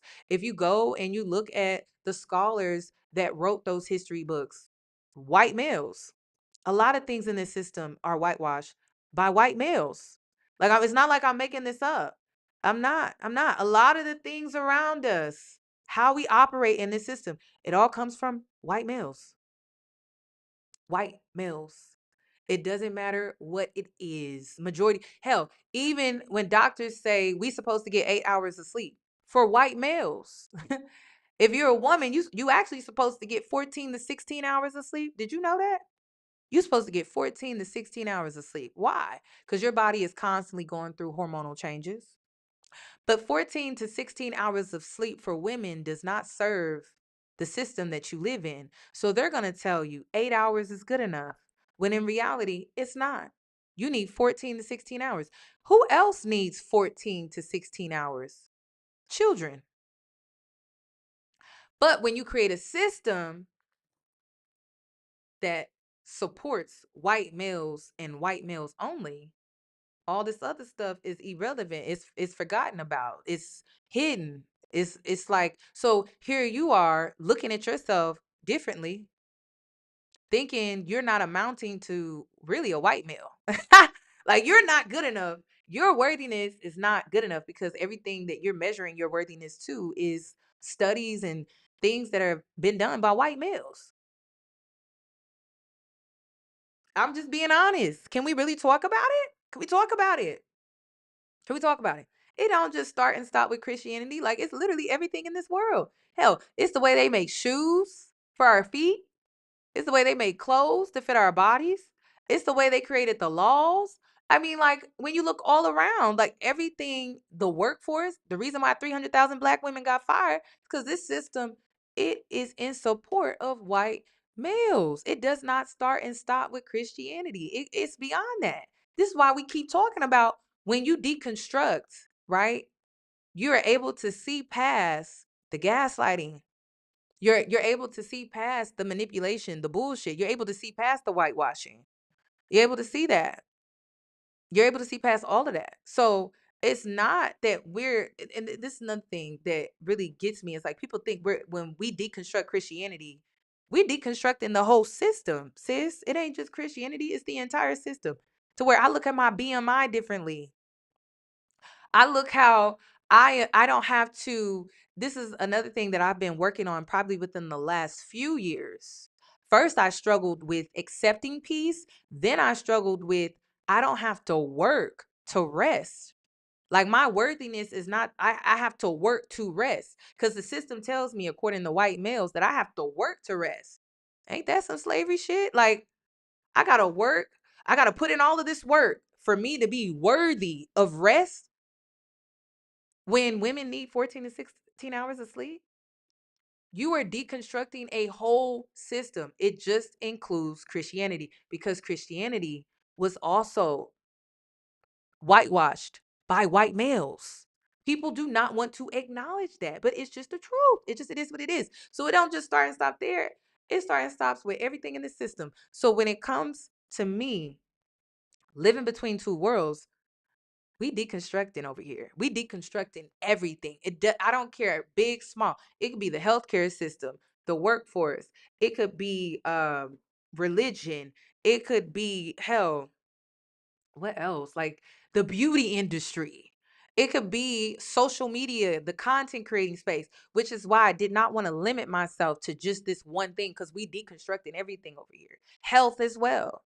Ladies, you need 14 to 16 hours of sleep. You feeling guilty about resting is you not embracing who you are at the identity level. Yes, at the identity level. Your identity is measured according to white males. So you feeling guilty about rest makes no sense. And it's a reflection of you don't want to accept yourself for who you really are, which is you being a woman. So you shouldn't feel guilty for taking that nap.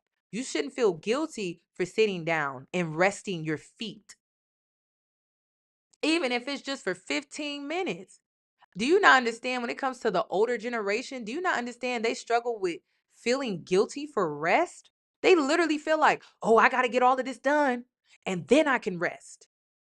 Then I can rest my feet. Part of your identity as a woman is understanding you can't work like a man. You were not built at a identity level to work like a man. At all. At all. So there's a lot that we're deconstructing over here. It's not just religion. It's not just that. It's not just that. And then this is another thing, because there was a girl that was in the chat that was saying praying with candles is witchcraft. You don't say that when it comes to the Catholics. You don't. You don't say that when it comes to the Catholic. Catholics can pray with their candles. They're not called witches and warlocks. They're not. They're not. You will participate in these whitewashed religious groups that are doing pagan rituals in their in these whitewashed spaces, But when it comes to your own ancestral practices, you once again demonize that because you don't know who you are and you don't know where you come from. So the Catholics can pray with candles, but as soon as you do, that's witchcraft. As soon as you do, that's demonic.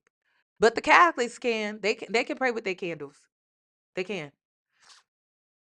In the when you go to a wedding ceremony under the Christian religion, that's a whitewashed religion as well. When you go to their ceremonies and they have the lighting ceremony at the wedding, right? Because there's a covenant being created between man and woman, and then they light the candles. The hell do you think that is? Like, but Kwanzaa, don't participate in that, y'all. That's demonic. That's demonic. Kwanzaa, don't do that. Don't do that. The Jews too. Everybody can have their spiritual practices, but as soon as you do it when you're black, it's demonic.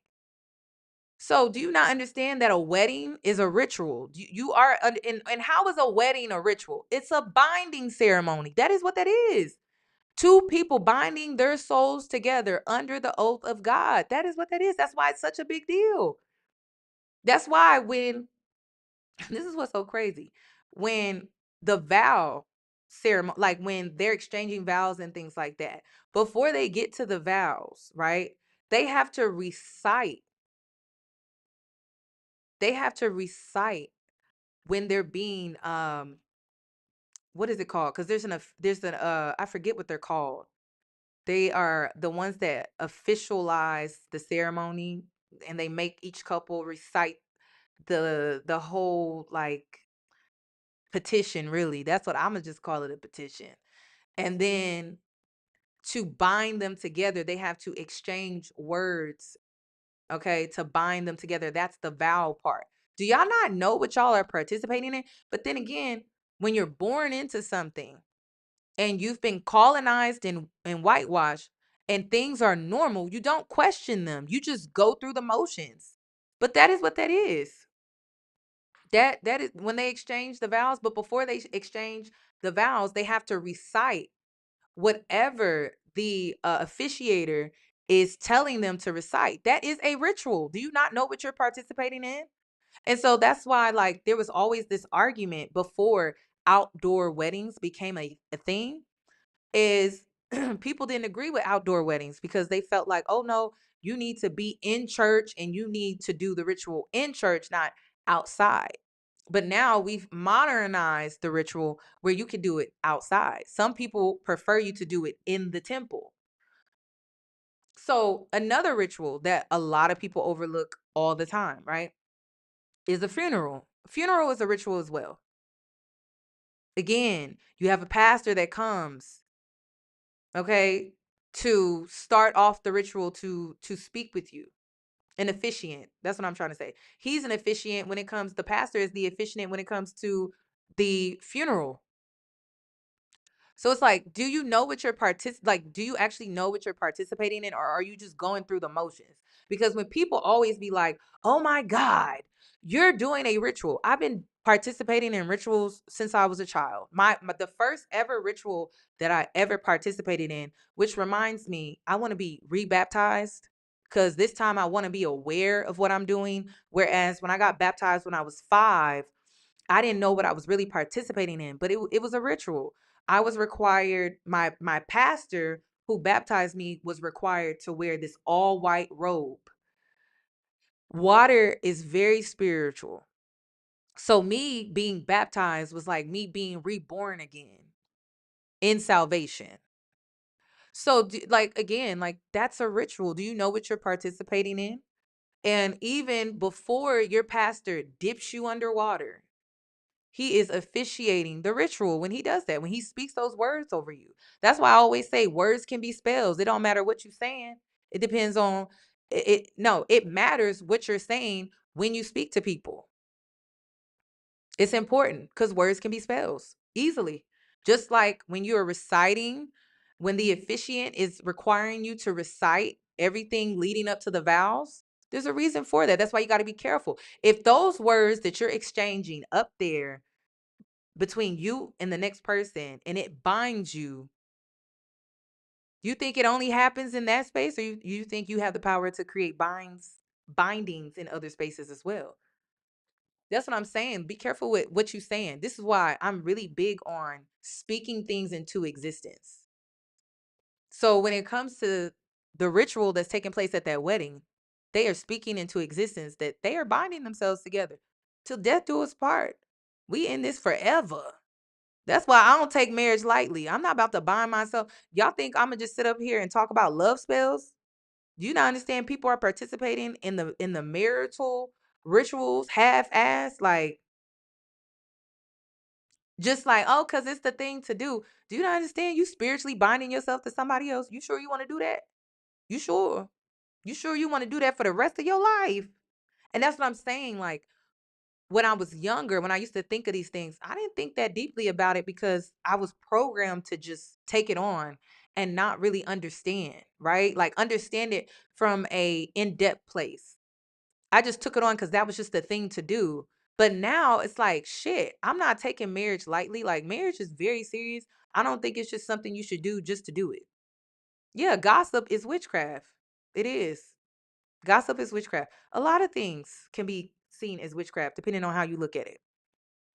So, um, so when we talk about like rituals and witchcraft, and then you sit up there and you participate in these whitewashed pagan rituals, I'm just gonna laugh. Like that is what I'm going to do. You don't get it and you don't understand. And it's not my job to do the homework that I've done. So you need to go do the homework, okay? You participating in these whitewashed holidays, pagan holidays. You're doing rituals. You're participating in that? Christmas, Easter.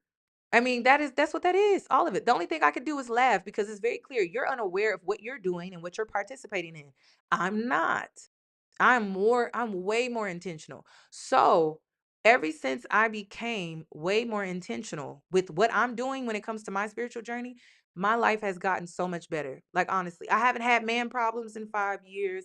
I have improved my relationships with my parents, my family. I have improved the most important relationship that religion does not teach you to have, which is the relationship that you have with yourself. I have improved. I have improved the relationship that I have with myself. That's important. Where I'm not disconnected from who I am, where I come from. I'm not always looking at my blackness through a demonic lens. So let's continue though. Let's continue. Let's talk about it. So I gotta laugh. That's the only thing I'm gonna do is laugh. I'm like, I just hope one day you get to a place where you understand. Do your homework. It's not for me. But some people are afraid to do their homework. And I always tell people that the worst thing you could ever do is do your homework. And if you believe what you believe in is the truth, it's the gospel, it should only lead you back to the truth and the gospel. So you testing the boundaries and the limits. Why are you afraid to do that? Why are you afraid to test the boundaries? If you believe that something is the gospel and it's the truth, then you're not afraid to put it to the test because it could only lead you back to yourself. It can only lead you back to the truth. It can only lead you back to what you believed in originally. Or you test the boundaries and you never walked away from it at all because you were literally testing the boundaries and the only thing you were being hit with was truth, truth, truth, truth, truth, truth, truth. That's it. So what are you afraid of? Why do you live in fear? And then this is another thing. I don't live in fear of going to hell. I don't. I don't live in that fear of going to hell. I know where I'm going. So that's another thing. It's like people are afraid to do anything. Like, and one thing that I've also had to accept too when it comes to choosing your higher path is you're here to live an experience. You're not here to get it right all the time. You're not here to be right all the time. You're not here to be perfect. Like you're here to experience. So if you do go through different phases and things where you're distant spiritually or you're distant religiously, that's all a part of your journey.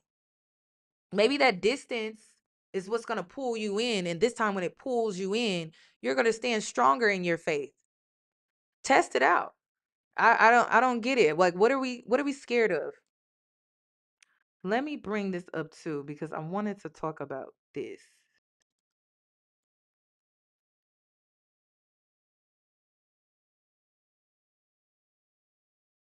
No, they say that the only two people you owe anything to is your 6-year-old self and your 80-year-old self. Everything that you ever wanted is on the other side of fear. And you know what? I feel like my entire life, I have allowed myself to be defined by a culture. I wonder what kind of culture that is. You think it's black or do you think it's whitewashed? What culture was out here defining you, ladies? What culture was out here defining you? I have allowed myself to be defined by the naysayers. Uh, c- Today, y'all, I'm a witch. I don't know what I'm gonna be next week, but today I guess I'm a witch. I'm gonna take that on too. I'm a witch. I was dropped in the middle of a profession that is all about deprivation. And so Isn't that what the collective is currently going through? 300,000 black women are being fired from the workforce, or were already fired and counting. Let's say and counting. a lot of times you just allow other people to define you. And black women, I'm here to tell you that this experience that you're going through of losing your job is not to don't allow it to define you, because there's a lot of black women getting fired right now.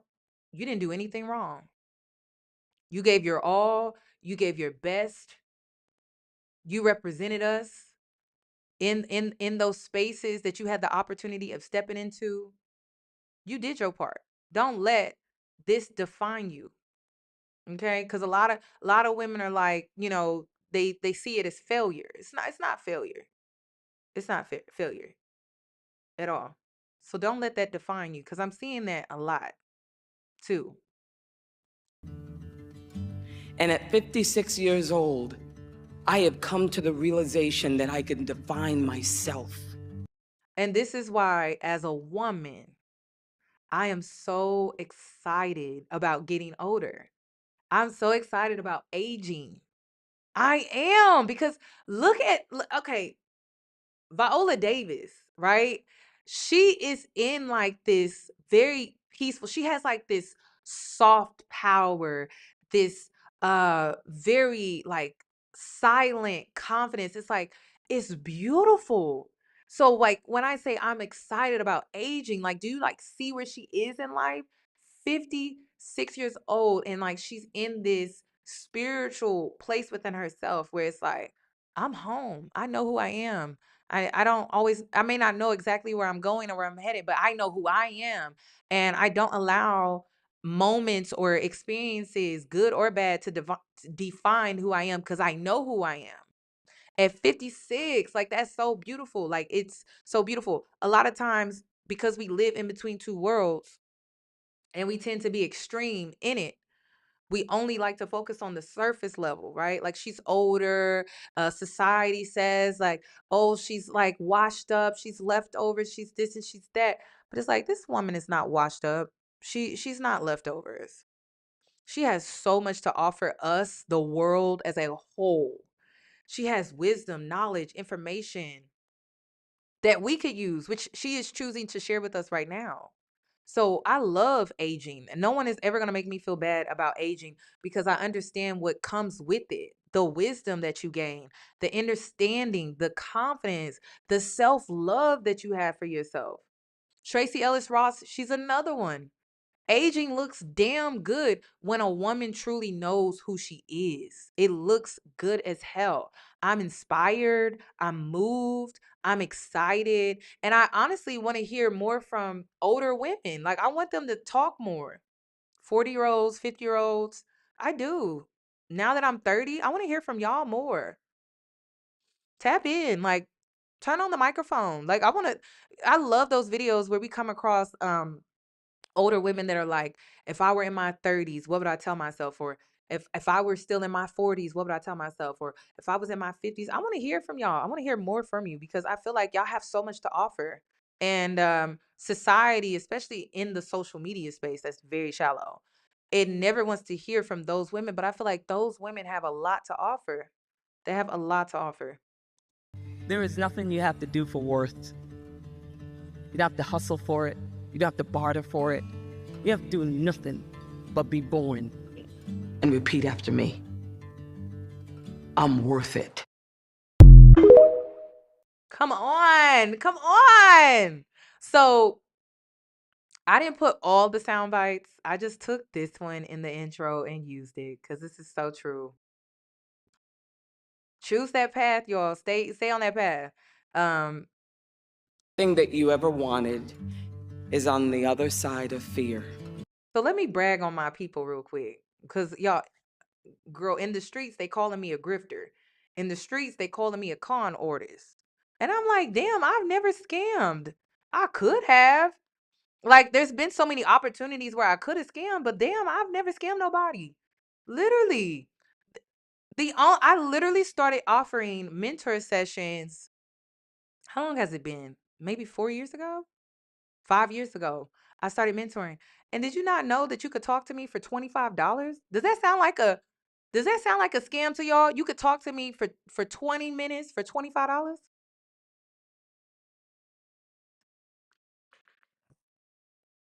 A grifter is a con.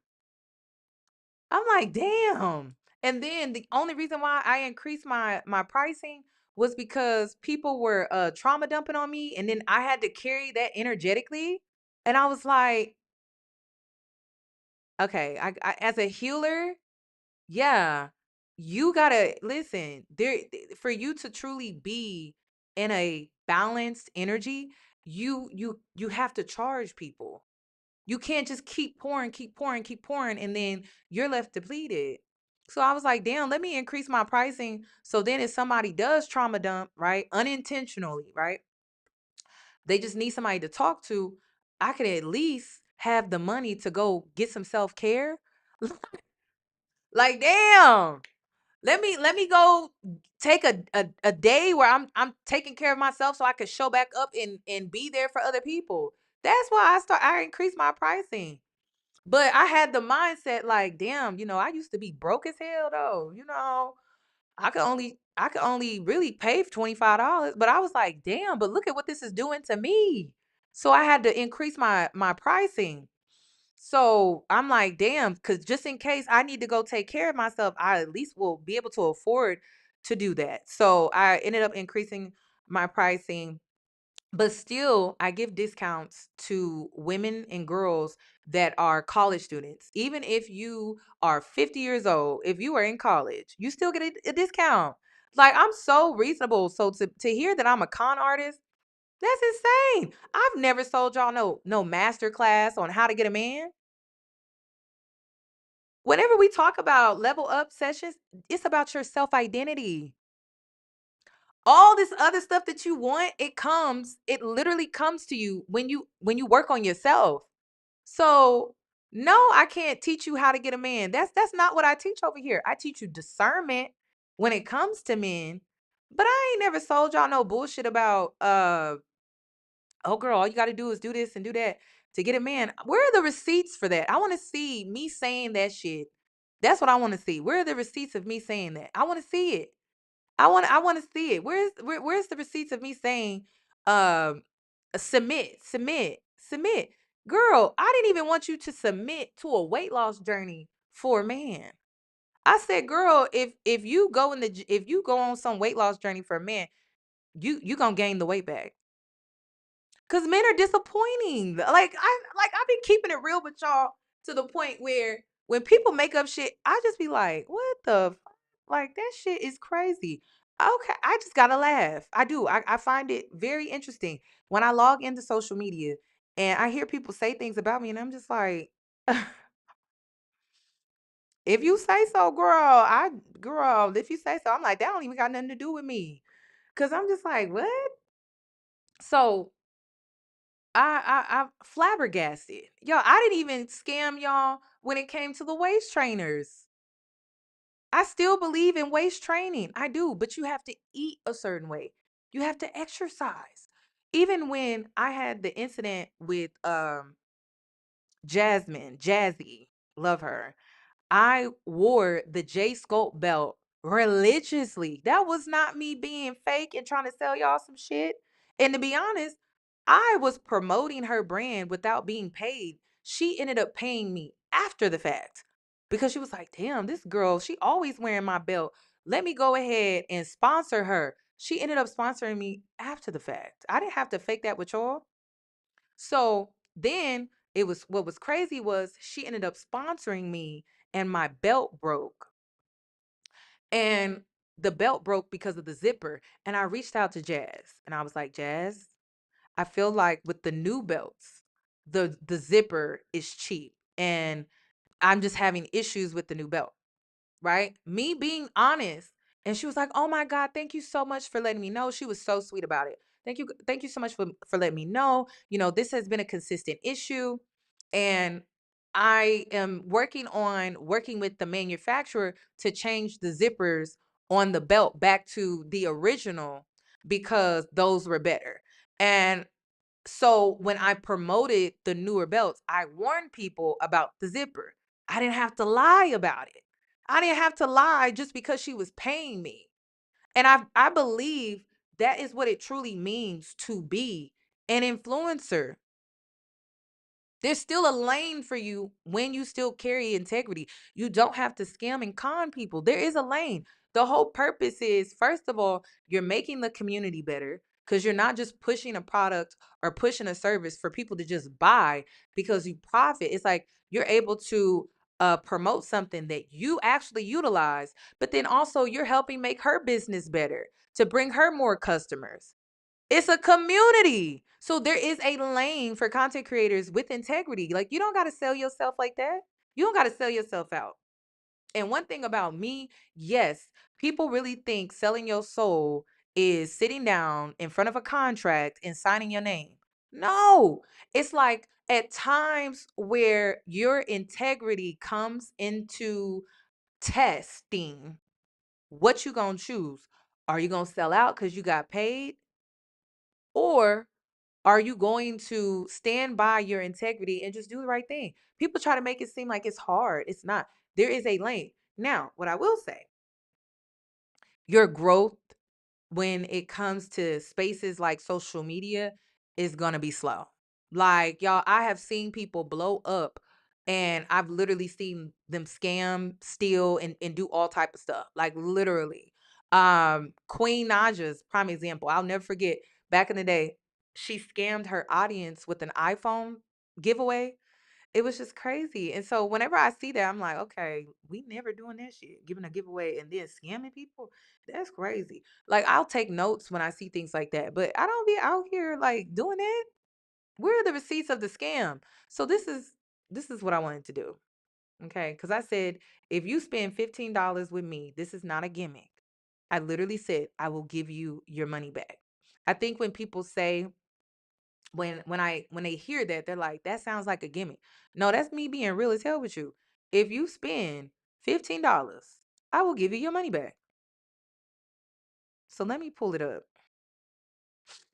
Let me see. Oh, here. So on Patreon, I have this thing called the Ferusha Room. Okay. So let me share some of the things that I've been able to help people with when they spend their $15. All right. So a lot of people want to know what is it that I do? What is it? I do hoodoo. I want y'all to understand that is what I practice. I do hoodoo. So hoodoo is where we come from. Black people. That's where we come from. So what you're doing is instead of you practicing pagan or Wiccan, you're practicing root work. Okay, that's your blackness. Root work is blackness. Root work is ancestral. That is what that is. So you're disconnected from your identity when you practice pagan, when you participate in the pagan holidays. Root work is your roots, where you come from as a black person. So let me share when people actually connect to who they are. who they are, right? They make that connection. The miracles that happen in your life, okay? If you've ever felt like your prayers don't get answered, if you ever felt like God don't hear you, and this is another thing, this is going to be very controversial as well.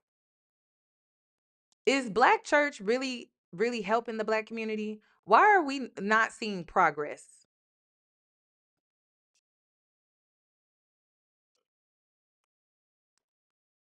Why are we not healing? Why are we not creating and seeing abundance in the Black community? When you go to the Black neighborhood, why are we not seeing that? The Black church has been around for decades. Why are we not seeing an elevation? People go to church every weekend. Hell, some people go to revival, they go to Bible study. What why are we not seeing progress? Why are we not seeing elevation? Okay? The girls that I help, they see elevation. There's no stagnancy. There's none of that. There's none of that. Okay? So one of my mentees, she passed the exam that she is now a personal trainer. And she's been working on herself. We come together every month and we work together to elevate. Okay. And one of the abundant blessings that one of her blessings that she got is she was able to pass the exam, which means now she has created a skill that she has, but now she can also make money from that. Okay. So that's one girl.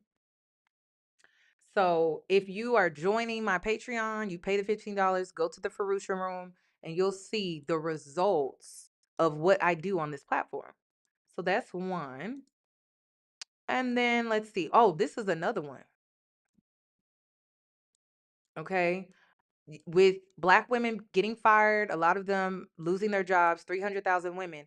Here's another one. Okay. So she was saying that she had got accepted into an additional position at her job and she started on the 16th. This was a woman, I believe she had lost her job. She was terminated or something like that. So she was able to get a job. Okay. Especially in this economy, like that's crazy. This is another one. I love this. This is another one. So she wanted to share with us that she had gotten an opportunity to be a photographer for a wedding, which is huge. So she is a small business owner. I think she's just getting started.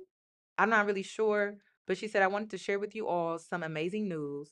A lot has been going on with me in my life, but I always want to acknowledge the blessings. This weekend, I was a vendor for my first wedding. I went from watching wedding TV shows as a teenager on WeTV to being a vendor. I am booked for another event this Friday for a birthday. I also was hired for a part time job working with children and families again. I have one more thing cooking up that I'll share once everything is set. Okay, let's continue. None of this has to do with men. Sorry, it has everything to do with us.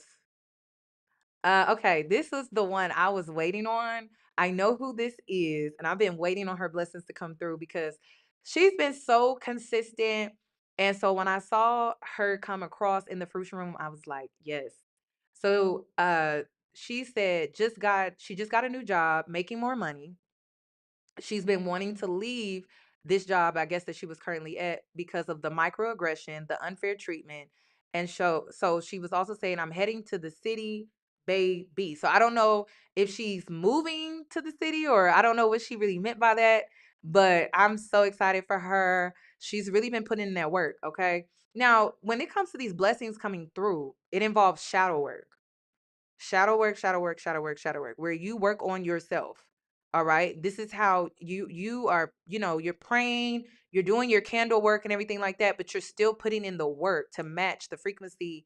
Okay. So here's another one. This one really warmed my heart because it involved her daughter. So she said, "Hi everyone. I'm going to work on being more active here in Discord, but I just had to share how grateful I am for Yanni in this community. I may not say anything, but I take so much from this discord. 2 years ago, I moved back home with my parents after making a bad business investment. I love my parents dearly, but had no clue how triggering moving back home would be. Ooh, girl. And that touched me because I went through the same thing. I had to move back home, and that was not a good time in my life. Like, it just wasn't a great time for me. Um, she goes on to say, a very humbling experience. I came across Yanni's YouTube channel in September and began working on the inner me, and I have never been so mentally stable in my life. I've been on 3 vacations since then, one being out of the country. I'm on track to make my first 6-figure year as an entrepreneur. I also just got approved for my dream apartment. It's more than enough space for me and my daughter. I love that. Very safe. Do you not understand? I love hearing that. She said, my daughter, very safe. That's what I want. And I want all women to experience this. And then she also goes on to say, it's next to some nice trails and parks. I'm so grateful. Okay. And she said, Yanni, thank you so much for your work. My life has done a complete 360 and it hasn't even been a year yet. That's crazy. Was not expecting that. So then there's another one. Let me see. This one. Okay, so one thing that we do too on Patreon is we come together, and I would say probably since 2022, I've been really aggressive with helping girls pay off their debt. Okay. I've given them tips and tricks how to get it done, and it seems to be working. So I've been aggressively trying to help people pay off their debt. And the reason is because debt comes with stress. That's why. Like, everyone thinks it's just about money and being able to have nice things, but it's like, how can you enjoy your life if you're always stressed about debt?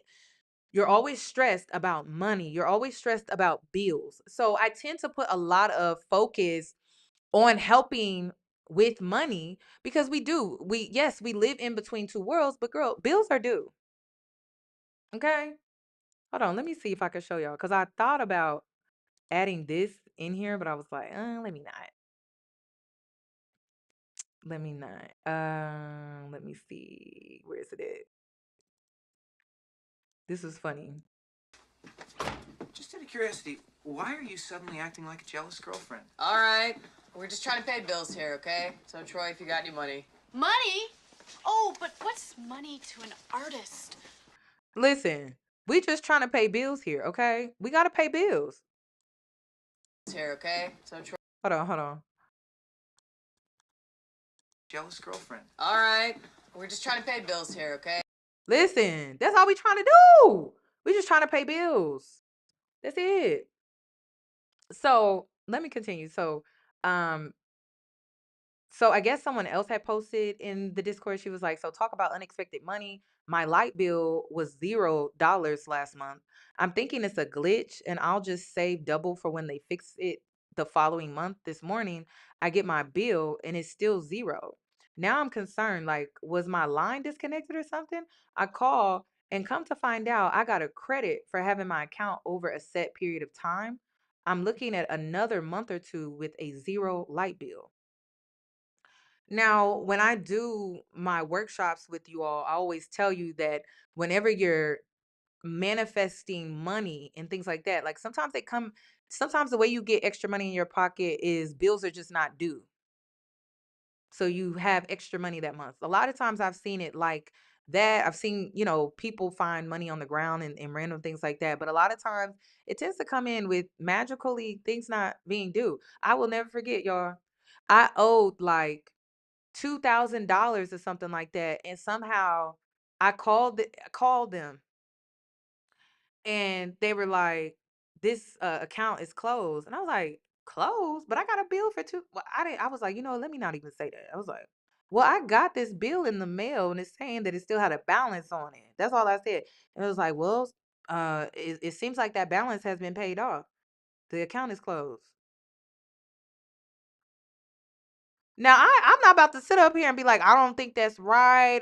I told them, I was like, well, can you send in writing that the account is closed and the balance is paid off, just in case y'all ever try to come back to me and be like, oh, it's not paid off. I was like, just send that in the mail. And the man was like, okay, we'll send it in the mail right away. And y'all, the crazy thing was during this time, I was doing my candle work and things, and I was literally doing the candle work to prepare for this $2,000 bill that I had coming up. And so by the time it came to like, actually, I went to go pay it. I had the extra 2,000 set aside. Then they were like, the bill is closed. I was like, it is? I'm telling you, it's real. Like, see, this is when you have these experiences, right? What does not make sense is seeing people suffer in the church, y'all. That's what does not make sense. Because I'm just like, okay, how is it that I'm having these experiences? But it's like these experiences should definitely be happening in the church more and more, to the point where we should be seeing a community improve. We should be seeing a community be fruitful. How do I know this?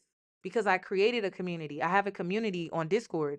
This is the energy. This is why we love coming together and connecting, because this is the energy. This is the community that I created. It's very fruitful.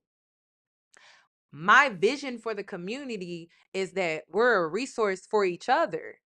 So, prime example, right? The girl that talked about how she passed her exam. There are going to be other people passing exams, lawyers, doctors, nurses. Yes, we will be supporting them through all of that. Nursing school. You think it's just small? No, I'm waiting for more people to join. I'm here supporting the doctors, the lawyers, the engineers, the inventors, the creatives, everybody. I'm creating a community and it will be fruitful. So, we will see more of this. We're going to see more of this. But people have to get on the other side of this fear, like just being afraid of everything. That's where people are being held back. So let me go back to another one. I think it is, oh, let me see. This one.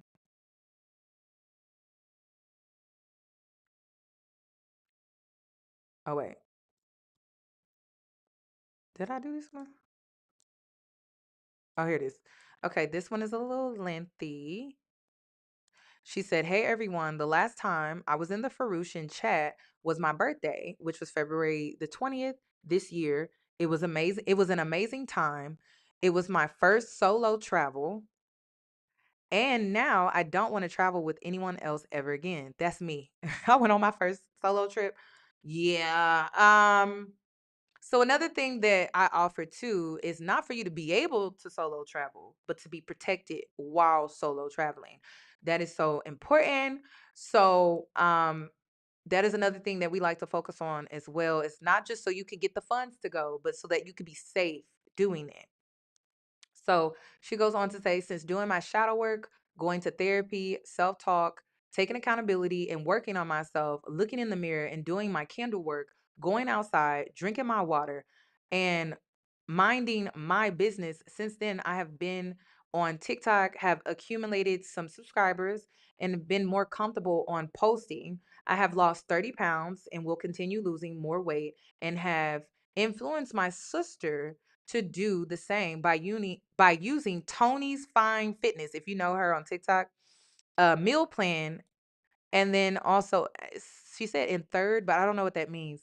I just got approved for my apartment. I will be moving in August, and I am so excited. I'm just truly happy, truly blessed. And I've been staying grateful this whole time, even when so many things have happened. And I hope this encourages somebody today to keep going. But thank you so much, guys, for being a part of it. You guys are the first ones I told, didn't tell anyone else. And I'm just happy. I don't want to tell nobody else. This is all the people I need to right now. But thank you so much for this, saying y'all's testimony, so that I know that it can happen for me as well. That is the whole reason we're sharing these testimonies, okay? That is the whole reason. All right, let's continue. There is another one. She said, I wasn't sure if candle magic really worked until today. I've been gone from work for a few weeks, and when I came back today, I had a 25K raise. I just did a money workshop last week. I'm so shook right now. This candle magic is real. Yes, it is. Very real. Okay, let me continue. Then this other one, this is another mentee of mine. She's been very, very consistent. I think she's been following me since I've been mentoring her since before she joined the military, and now she's retiring from the military. So um, so this is another one about how she was able to get money. So she refinanced her car loan the other day. Originally, they offered a loan APR, and it was like 0.2% higher than the original loan.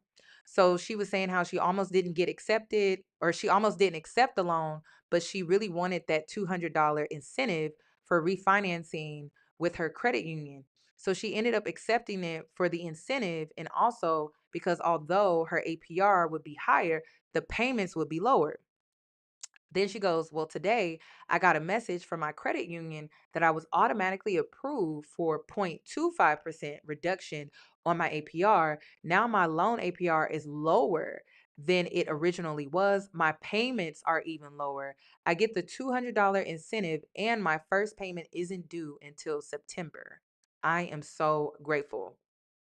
So that is, I believe, the last one. I believe. Let me see. Yeah, that's the last one. So there's more, but I just wanted to share those so people can understand like different things that are currently happening that doesn't always get seen on my platform. I don't think people get to see it because it's not public. I don't want to argue with people about what I do. I don't want to argue with people about what they believe. Just do you, and I will do me. That's it.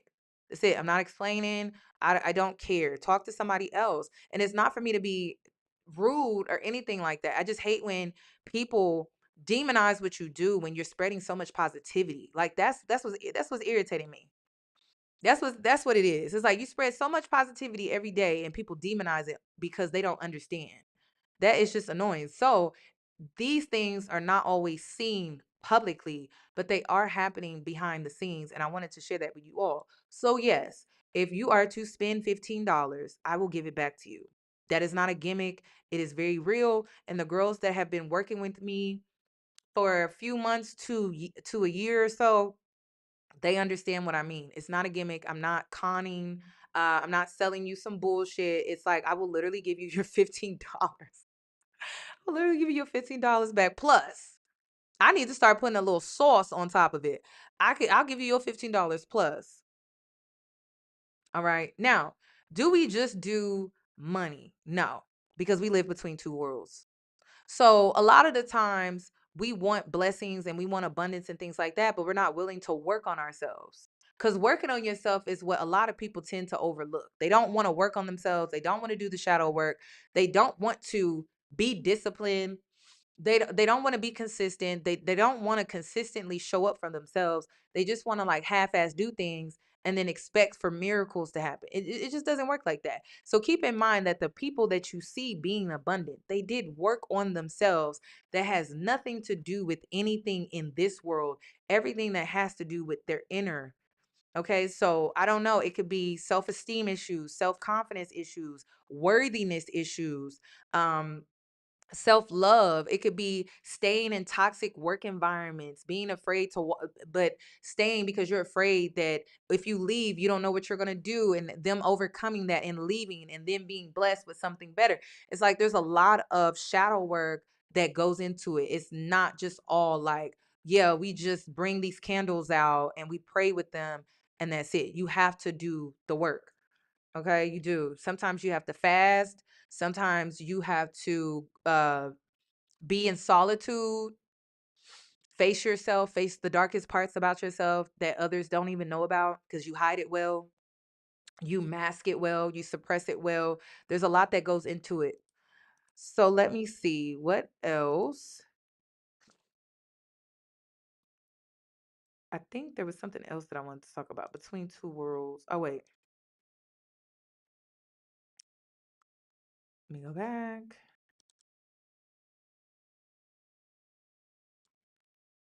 Oh, this one. I love this. I was very concerned that the women seemed so desperate for men. I don't have that experience.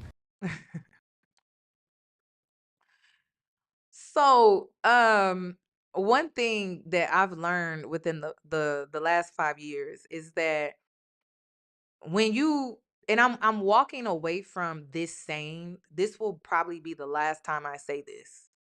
When you truly, truly, truly, truly decenter men, you're not going to be desperate for a lot of things. A lot of things. You're not. First of all, you are in a white male whitewashing system. So hold that, right? And a lot of things that you struggle with internally starts from that foundation that a lot of people don't, especially Black women, don't want to acknowledge. They don't want to acknowledge. So when you really deconstruct this entire system, don't just start and stop at religion, but deconstruct the whole thing. You're not desperate for anything. Not a man, not a job, not how you gonna pay your bills, how you gonna put food on the table. When you truly deconstruct, you won't be desperate for anything. But I have talked to many women. You don't know that experience, or you don't have it? I don't have it. I mean, You're not desperate for men? No, no. I mean, I'm hardly desperate for anything, really. I'm hardly desperate for anything, really.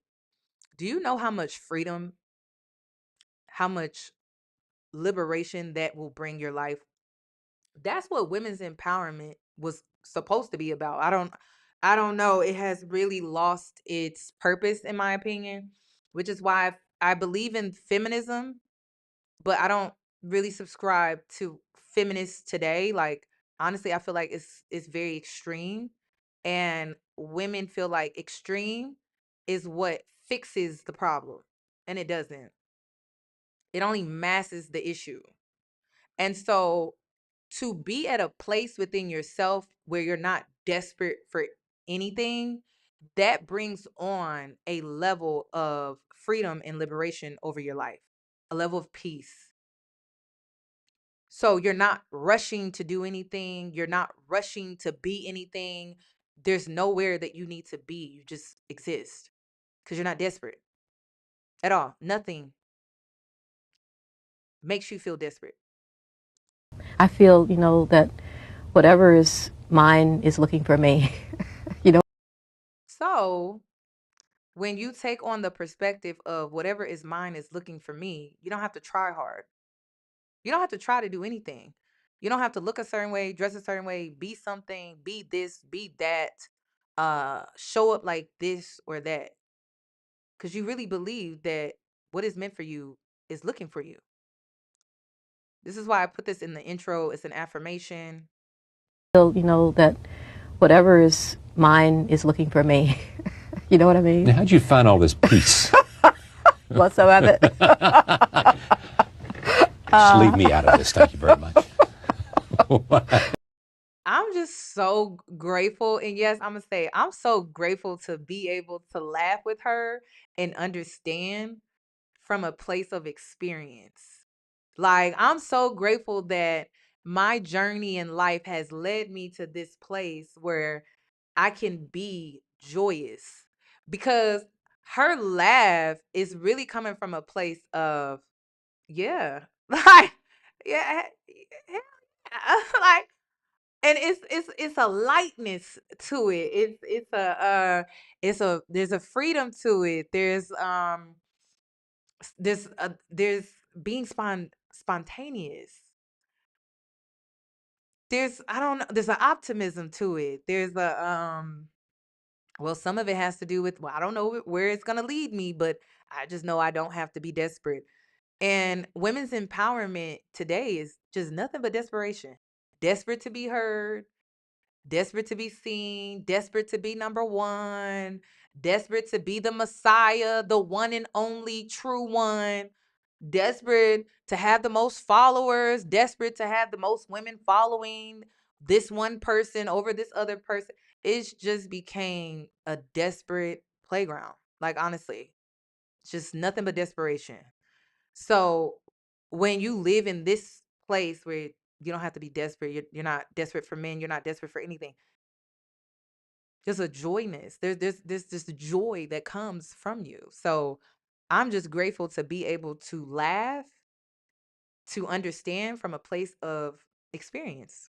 Well, peace comes to you, by being peace. You are peace. You become Yeah, peace but you've yourself. you've had some tough times.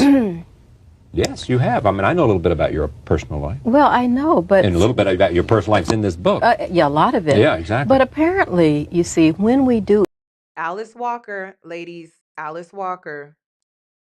Your personal life in this book. yeah, a lot of it. Yeah, exactly. But apparently, you see, when we do encounter the difficult things in life, rather than running, we can get to a place, in ourselves where it is pretty peaceful. And that is where I'm at. Which is why I don't need decentering men. I don't even need that. That doesn't need to be a motivation for me.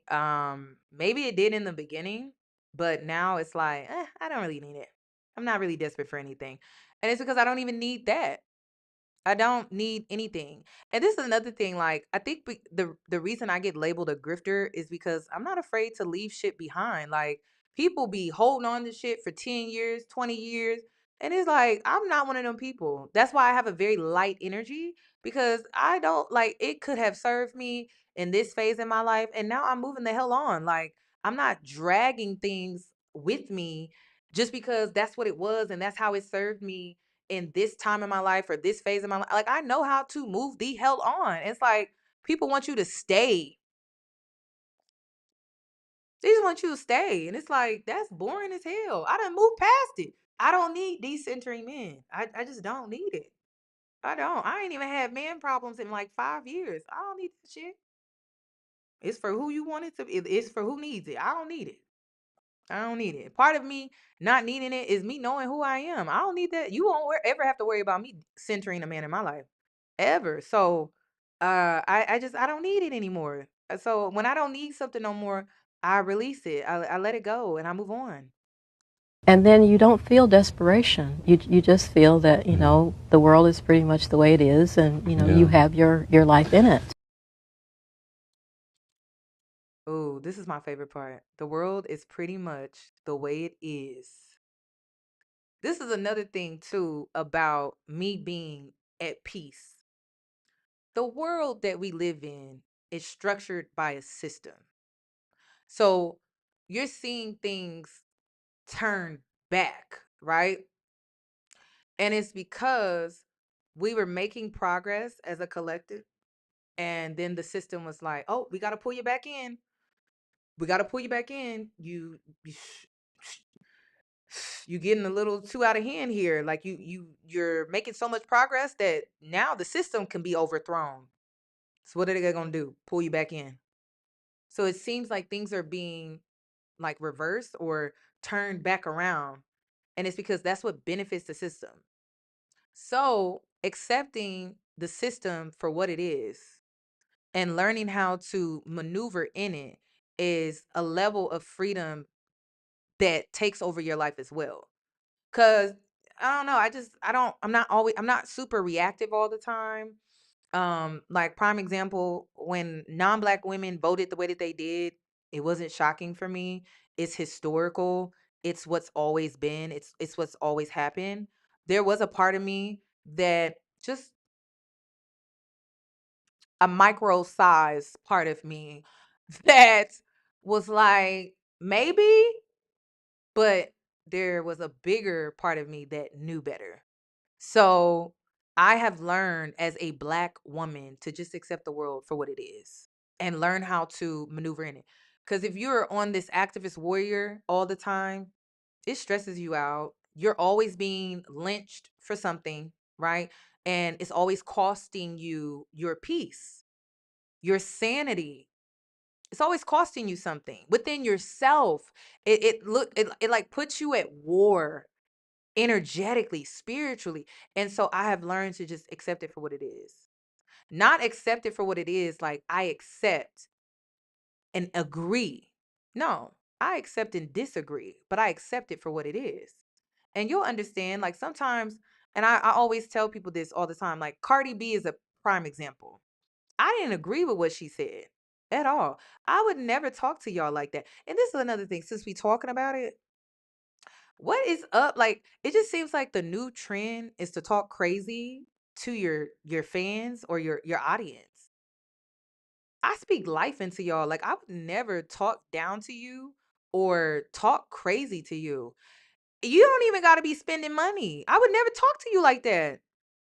Like, when I don't know, like, I put my audience, I put y'all on a pedestal. I do, to the point where I'm not looking down at you. I believe that because I'm on a pedestal, because I put myself on a pedestal, that I would be in community with other women that are on pedestals.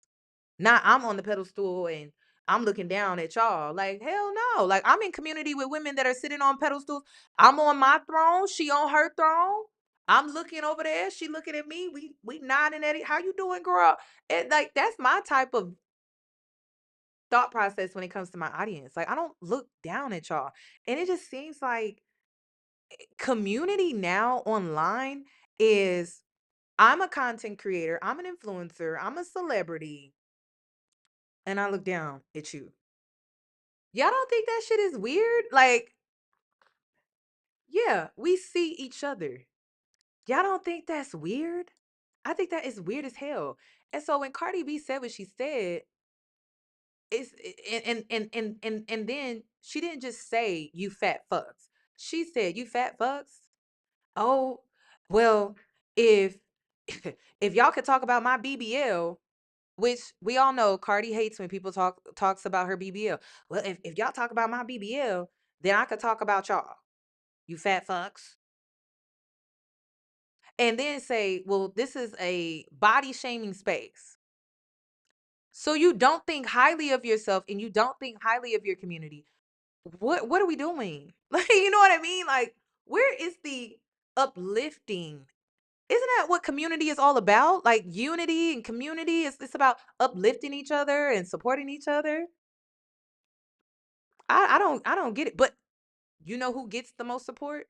People like Cardi B. People who talk crazy to their audience. People who talk down to their audience. It's like insane. And then it makes me question the people that sit and listen to them, like dog them out. I'm like, are you okay? Cause I wouldn't let nobody talk to me like that.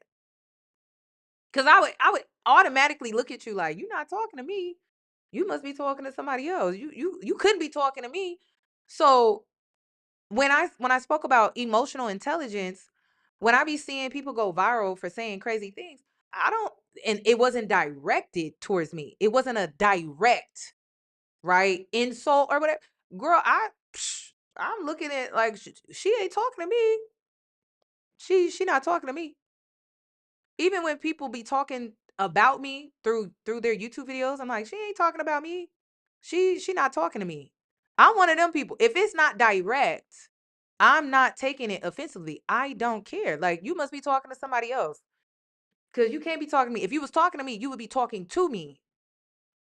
So you must be talking to somebody else. I'm not gonna ever insert myself in spaces where you weren't direct with me. I don't do that. So when Cardi was like, emotional intelligence is right, is people create these things about you, right? But they're not being it's not being directed towards you. Well, why take that on? They're not even talking to you. They not. And a lot of times people are really like projecting their insecurities. They're projecting these negative emotions that come from themselves, which is what Cardi B did. She literally projected all these negative emotions on her audience who sold out 3X's. And I got to be real with y'all. I don't even think the 3X's sold out because it was bigger girls buying her merch. The younger generation, they like baggy clothes. Okay. Have y'all seen Northwest? Have you seen how she dresses? She likes to dress in like oversized shirts, oversized pants. You know, the younger generation is in that it's like a mix between the baggy 2000 early 2000s mixed in with like some futuristic like new age stuff, like, you know. So I don't even think like her being sold out like that, it was like bigger girls buying it. I think it was just girls just wanting an oversized shirt, because let's be real, them graphic shirts, they shrink when you wash them. So to be honest, 3X, they could have even went bigger, because what if I'm a size 3X and shirts shrink, then you need to make them bigger than that. Like, let's be like, you know what I mean? I'm just saying. So I didn't like how she spoke to her audience. I wouldn't speak to y'all like that. But then, right, emotional intelligence is understanding who you're dealing with. It's Cardi B. She's very vulgar. The only time Cardi B is not vulgar is when she's around her kids. Everything else that come out of her mouth is just a mess. So for me, I'm not taking it personal. I'm not taking it. Is it emo? 90s baggy? It's like a mix between emo, 90s baggy, and like futuristic vibes, you know? So, oh, the low vibrational people are loud right now. Yeah, yeah, yeah, they are. So I didn't like that. I didn't like that. Like, stop allowing people to jokingly disrespect you, because one thing I dealt with as a bigger girl, what comes with fat phobia, right, is, and this is why I agree with Samaria, I just don't agree with how she goes about her advocacy. That girl is creative as hell. Her music is dope. Hell, she's she's way more creative than Cardi B. If you actually tune in to some of her other stuff, not the stuff that gets her super viral, but like the other stuff, that girl is dope as hell. I don't know why she has reduced herself to just these rage bait viral moments, but she's a Harvard grad. She's creative as hell. She can sing. She can do so much. I just feel like she's putting herself in this box. So when it comes to Cardi B though, I just didn't understand. Like, I don't know. Maybe I'm overthinking it, but when it comes, I know who I'm dealing with, and so when I know who I'm dealing with, I just disengage, because that's who they are. They're not gonna see where you're coming from at all. And one thing I had to deal with when it came to fat phobia when I was a bigger girl was people would always try to throw fat jokes and be like, "Oh, girl, I'm joking. You know, I'm joking with you."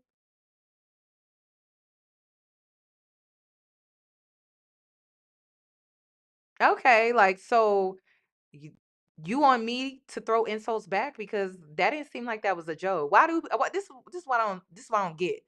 Jokes tearing people down will never make sense to me. Never makes sense to me. I don't get it. I don't get the joke. Like, I don't get it. Because okay, she's like, "Well, I can joke about you being big cuz y'all can joke about my BBL." Why are we doing that? Like, I just why? Why? Why are we normalizing that? I don't get that. So, I guess like if you like it, okay. But I'm gonna just remove myself if I don't want to be talked to like that.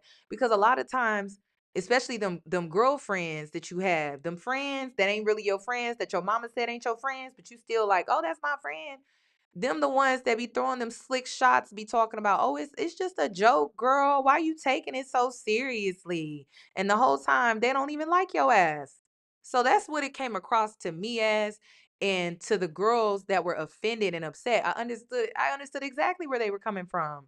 So that's why I'm like, mm, let's not joke like that. Because would you want me to joke about you? And we all know that if we started joking about Cardi B and her BBL and her earlier photos before she went and got all of that work done, she wouldn't like that. So why are we even playing this game? Let's not play that game at all. And you have your life in it. I love me some Alice Walker. Okay, check her out. Then I also put this in the intro. How to recognize things, you know what I'm saying? And you just have to know what road to take. A lot of people are confused on what road to take, and I can be honest with you that when I was younger, I didn't know what road to take at all. Um, I was being peer pressured. So let me explain. There was a phase in my life, probably like 18, 19, my early 20s, where I didn't know what road to take. It even came out in my content.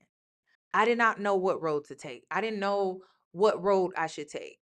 And this is why I always advise you all to tune out. When too many people have your ear, it creates confusion.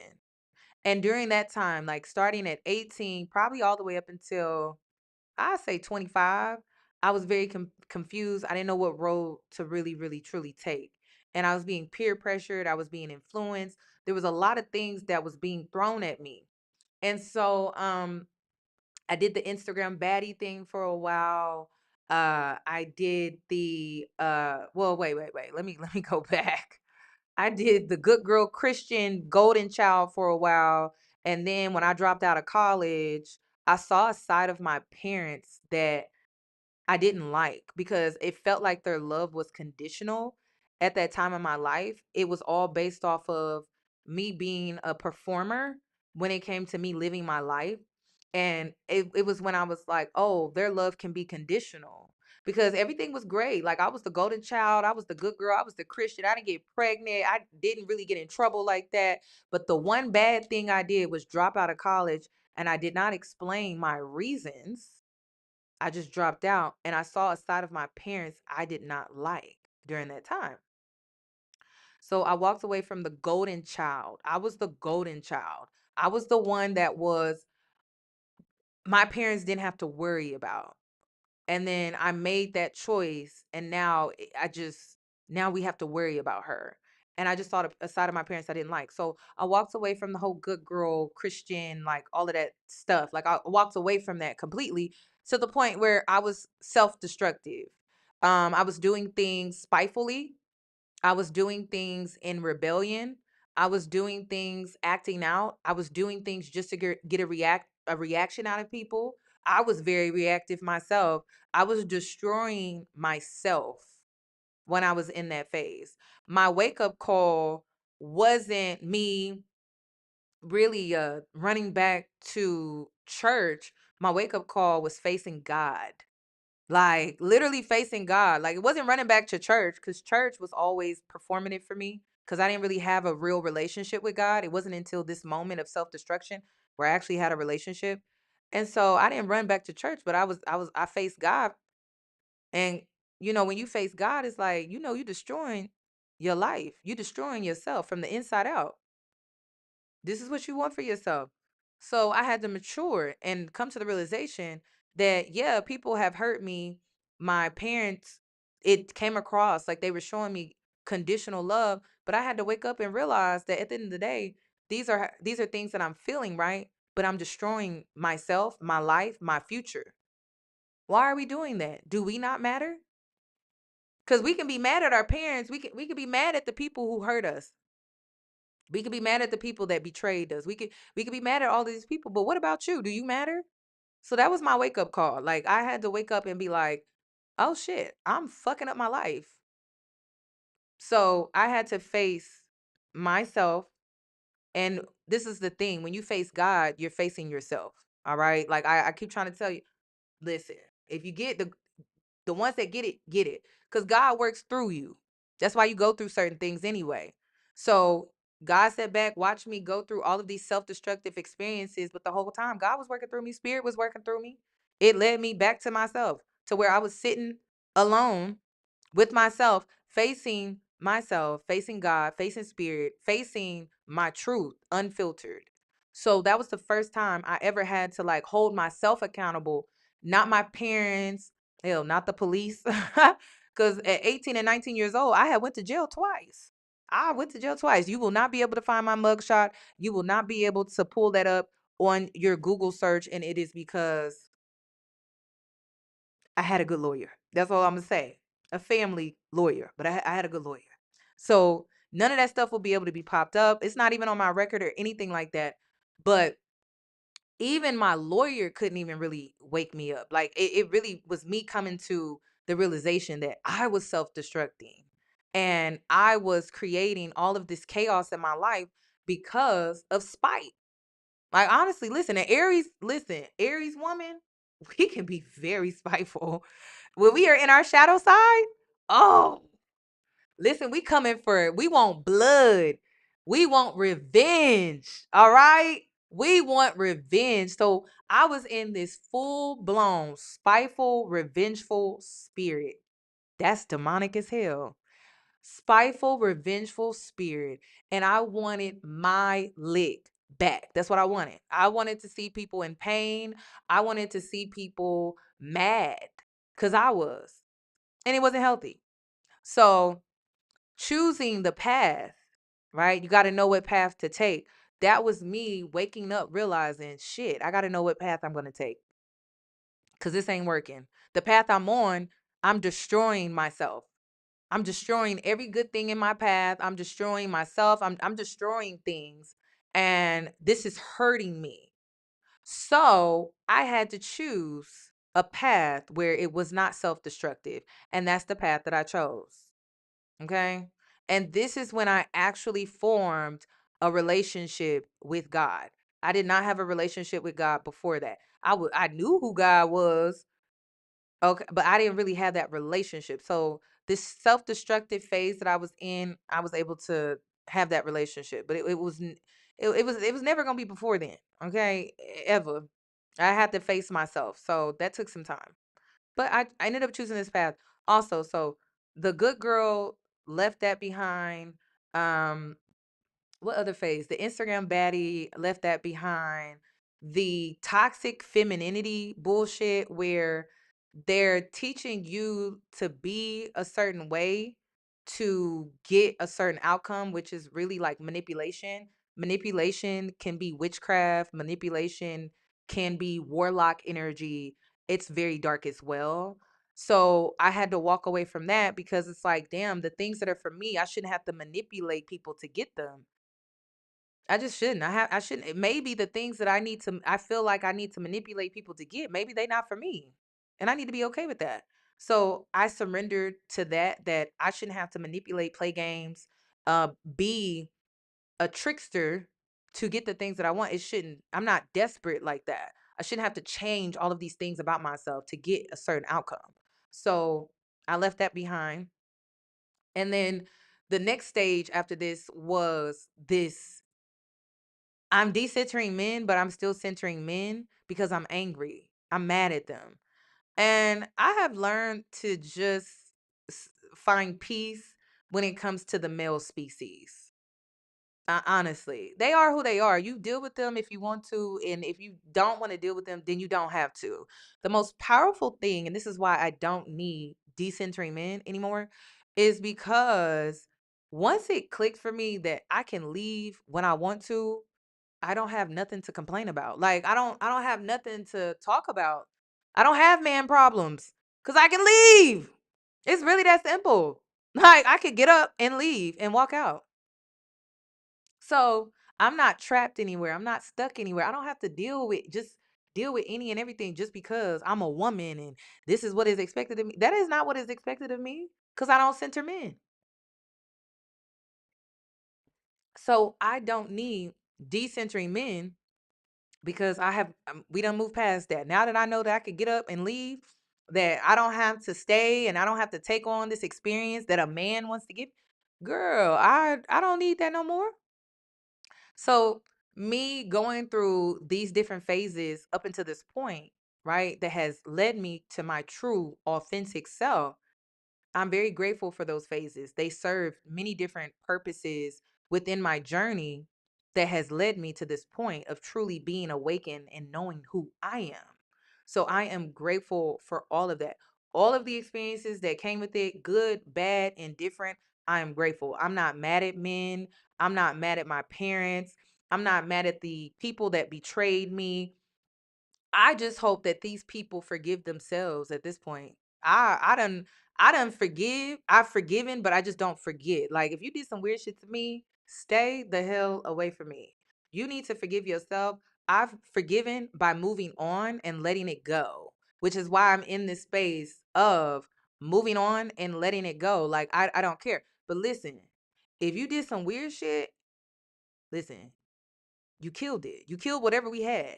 And you need to accept that and forgive yourself because I'm never coming back. And that's just my thought process. Like, I'm never coming back. My forgiveness was me being within myself so that I could release the situation and let it go instead of rehashing it out, overthinking, creating anxiety, and then kicking up that bitterness and that anger, like keep kicking it back up because I keep remembering certain things. Or, when you be out here living your life and something happens and it like triggers a memory and then you get all mad, you get mad about it all over again. Yeah, like I've moved past that. I've let it go. That was my forgiveness, but I just didn't have that exchange with the people or the person that did what they did. So you need to forgive yourself and move on. But it's dead though. Like I don't know what else to say. That shit is dead. It's a wrap. So that's how I forgive. I don't forgive by letting people back in, especially if they did some weird shit to the point where I could never trust them again. Like it's dead. And like I can't fool with you after that. So I don't expect for people to be perfect, but I do expect for people to have integrity. And so when it comes down to that integrity and you show me that you're someone I can't trust, you killed it. Whatever we had is dead. It's gone. All right. Now I've forgiven and released. I didn't have a conversation with them. I did that all in my own time, in isolation, in the healing phase. I let it go. But I'm never like they never gonna see me again. I don't know.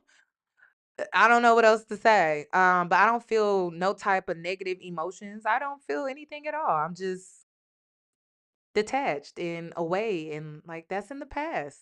That's just how I am. So choosing this path also meant choosing what path, right? I wanted to choose a lighter path. And so I didn't want to carry all of these things with me. I didn't want to carry the man hate and the disappointment and the anger and the bitterness. I didn't want to carry that. I didn't want to carry the resentment that I had from my parents. I didn't want to carry the issues that I've had in the past with my siblings, like us not always seeing eye to eye. I didn't want to carry all of that. I wanted to take on this path and I wanted it to be light. And each phase I have gone through has made my path and me carrying things from the next phase and the next phase and the next phase. It just seems like every phase I go through, I come out lighter on the other side. And I'm not carrying so much. I honestly want to say this is the lightest spiritually that I have ever been in my life. In my life. The world is so heavy. And as a spiritual person, you can feel the heaviness of the world, but you're a spectator. You're not in it. You're observing from the outside. You're not in it. You're not in it where you could feel the heaviness, right? Where or no, I'm sorry. You could feel the heaviness, but you're not carrying it. There's a difference. So you're a spectator where you see the heaviness, right? You could feel the heaviness, but you're not experiencing the heaviness to the point where you're carrying it. It's on your back, and you're like, when I just need to keep moving forward. I just need to push through. You're not carrying it. You can see it at times. You can feel the heaviness, right? As a spectator, but you're not carrying it though. So I'm grateful to be at this space in my life. And it's been a beautiful experience. I don't think I would have been able to say this a few years ago. Like, I don't think I would have been able to say this, but I'm at a point where like the bigger picture is still not complete, but a major part of it is. And I'm just at a space like after going through so much shit and still going through stuff, right? It's still a beautiful masterpiece. It is. It's been ugly at times. It's been disappointing at times. I've been angry at times. Hell, I've been betrayed at times. I've been in my bed crying. I've been stressed, worrying about how I'm gonna pay these bills, worrying about how I'm gonna make it. Am I worthy? Am I lovable? But like it's a beautiful masterpiece. So I'm just grateful to be able to see the bigger picture and being able to piece a major part of it together. I'm like, oh, and I'm just so excited to see what else this whole life experience has to offer. I'm so excited about it. To get to your final destination, because a thought, just a thought form, can manifest itself into physical form. Ooh. So magic happens through your mind. I watched my brother lose, I think he lost like 80 pounds or something like that. I mean, yeah, like he lit candles and stuff, but like he also put in a mind shift. I don't think he gives himself enough credit about how the reason he really lost the weight was his mind changed. His mentality changed. Yeah.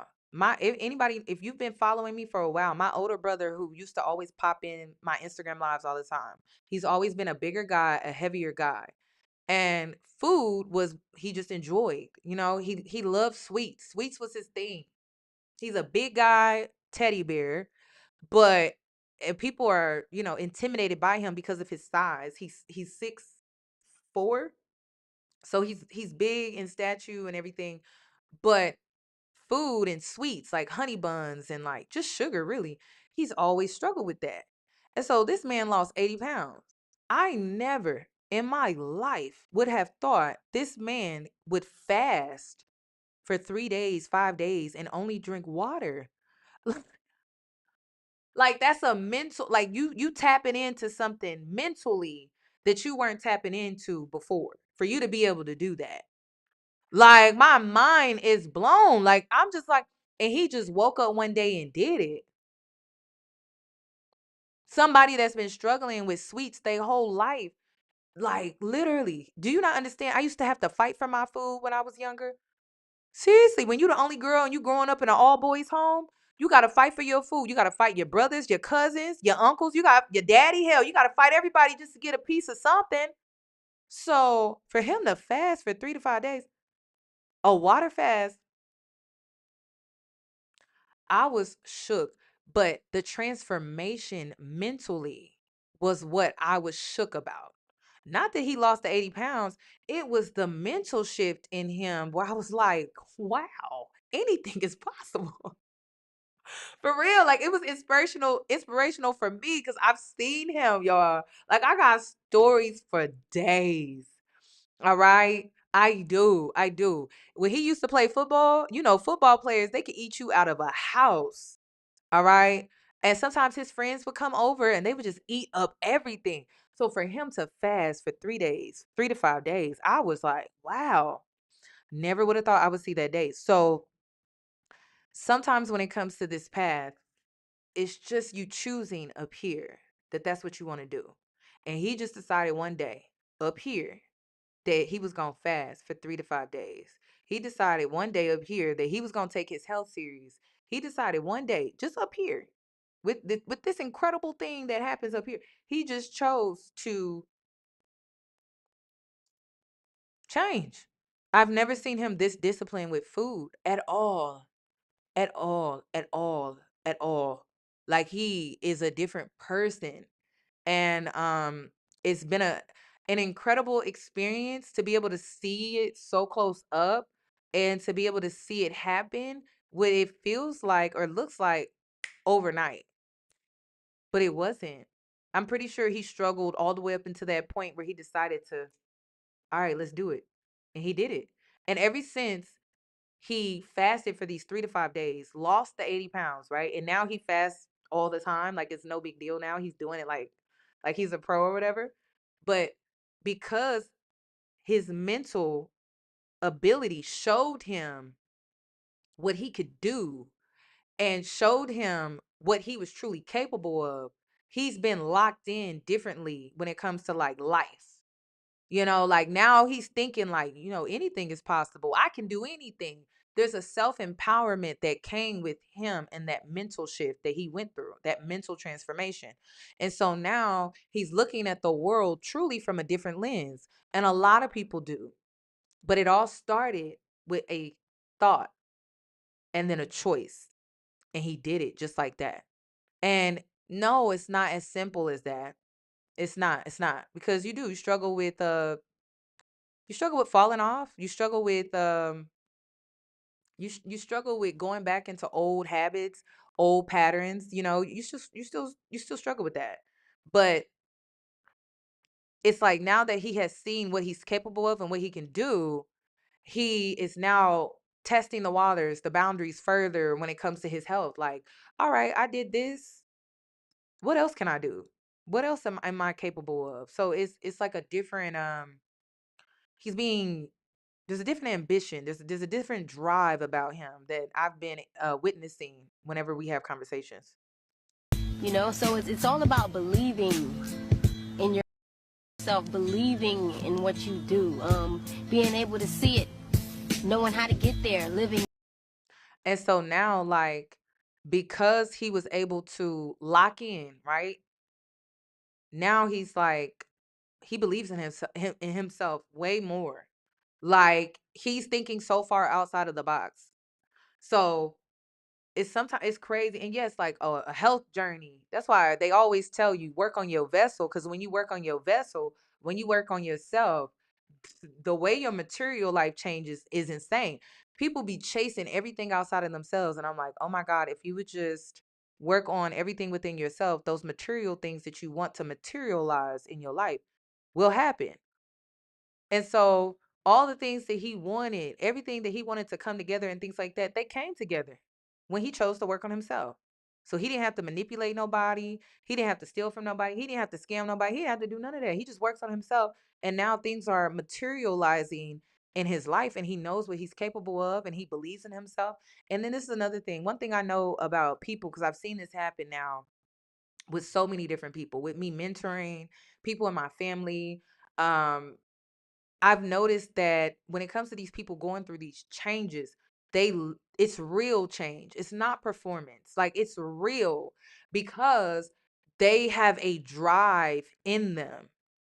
And it's something that you can feel but you can't see. On the surface level, you may think they're performing, but if you can really feel people when you experience them, when you talk to them and things like that, then you know, like, oh, this is real. Like, he's being so dead ass right now, to the point where I spent years trying to get my brother to take his health serious. Now I don't have to do that. Why? Is he motivating me to elevate my health?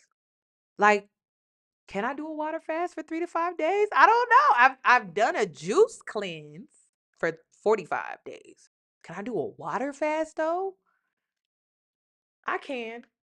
So like how is sometimes you are the inspired one who inspires, and then who you inspire becomes the inspirational or the inspiration for you. And like, this is why I don't look down on people. Like, I don't look down on my audience. Like, that's weird. You can inspire me just as much as I inspire you. So why would I look down on you? That doesn't make any sense to me. You could teach me something, right? Like, my brother is teaching me. So it's just like, I don't look down on people. I look at people from a different place. Like, what can you teach me? And Okay, let's see. Do I have another one? Oh, this is another one. This is huge. If you could just understand this, 99% of your problems with people will be solved automatically. This is why I don't have problems with people. I don't care who, nobody on this. I don't got a problem with nobody. If somebody got beef with me, they got beef with themselves. I don't have issues with people. And I'm going to tell you why. All right. I've been betrayed. I don't know how many times, y'all, in my life. Probably more than 10 times. I have. And the reason I have found peace in betrayal is because of this. Let's talk about who you trust.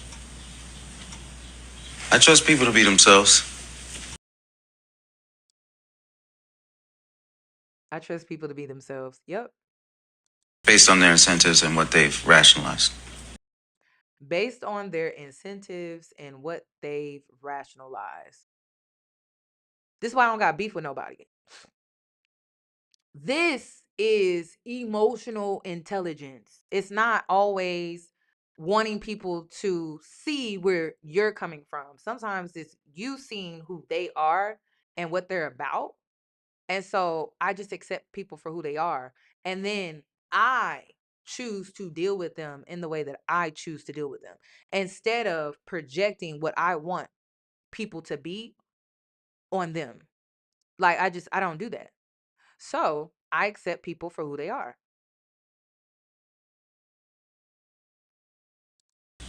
I trust people to be themselves. So each time that I got betrayed, right? People were just being themselves.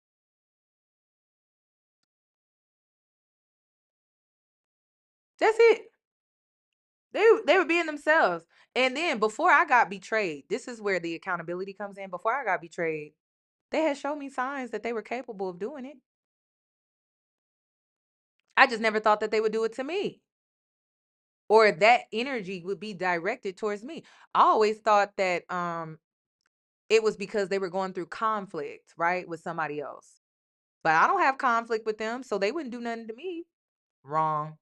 You got to be discerning of how people deal with conflict, because sometimes how people deal with conflict, or how people deal with uh going through a hard time in their marriage and what they choose to do with that, right? That is you discerning what they're capable of. So don't look past that. Don't look past that at all.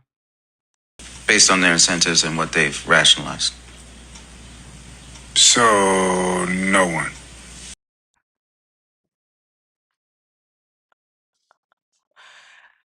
I love that. So no one. I trust people to a certain point. I'm a very complicated individual. I don't trust easily, and I trust people to a certain point. Those that get it. I trust. And my trust goes to a certain point because I know who that person is. Right? So I trust for Cardi B to be vulgar. I don't trust for her not to be. Right? If I'm sitting up here gossiping with a group of girls, I trust that whatever I tell them, they gonna tell somebody else about my personal business and gossip about me when I'm not around. You get what I'm saying? Because when you truly accept people for who they are and not project who you want people to be, then you know how to deal with certain people. You know how to deal with the worst of the worst. You know how to deal with the most complicated people in the world. You know how to deal with them. So he goes, so you trust no one? Not quite. Not quite. I trust who people are. So if I'm going to sit up and gossip with a group of girls about somebody else's business that's not out here publicly on the internet, that's not out here being, you know what I mean? Then anything I disclose with these group of girls, they're going to talk about. Another another example, right? If I can see someone bully another person in front of me, like pick on another person in front of me, right? Then I can trust that they would do the same to me, right? Because I accept people for who they are. I expect people to be themselves. A lot of times when we get into relations with people, we expect for them to be who we want them to be, or expect them to show up how we show up. And that will play you every single time. And so a lot of times we go through betrayal unnecessarily, because if you would have accepted them for who they were and trust them for who they are, then maybe you probably would have left that situation sooner, or you wouldn't have became friends with them at all. You wouldn't have got into that relationship at all. So trust and believe who people are. That's what I love this clip. And I'm like, damn, this is so true. So there's this whole debate about trust men, or no, I don't trust men at all. I don't trust men at all. I trust men to a certain point. I just don't trust blindly. I trust men to a certain point, for sure. Like I trust my brother to a certain point. I trust my younger brother to a certain point. I trust my father to a certain point. Do I trust men outside of them? No, I don't know them like that. So this is why you don't see me vouching for men as a collective ever. Like that's crazy. But you don't really see me vouching for a community of people either. Because again, people are going to do what is seen as an incentive or what they rationalized. And I can't always guarantee what that's going to be. So I trust for people to be themselves. And I'm going to watch and observe. That's it. That's it. That's it. That's it. Now, don't get it twisted. This is just human nature. It's not a reason for you to be cynical and upset all the time with everybody. And that's what I be seeing on social media. Every week, somebody is upset with somebody. Like, why are we mad at Cardi B? Like, what she did, I don't agree with that shit. But it's like, why are we mad at her though? Like, I expect for her to be like that. I don't expect for her to be something else, which was why, even though I did not agree, when she refused to apologize to that girl, Samira, I understood why. I wouldn't want no fake apology from her. If you truly are not sorry because you truly don't think that you did anything wrong, don't give me some fake ass apology. Don't come and perform and put on this fake ass apology. So when Cardi was like, "No, I'm not apologizing because I'm not sorry.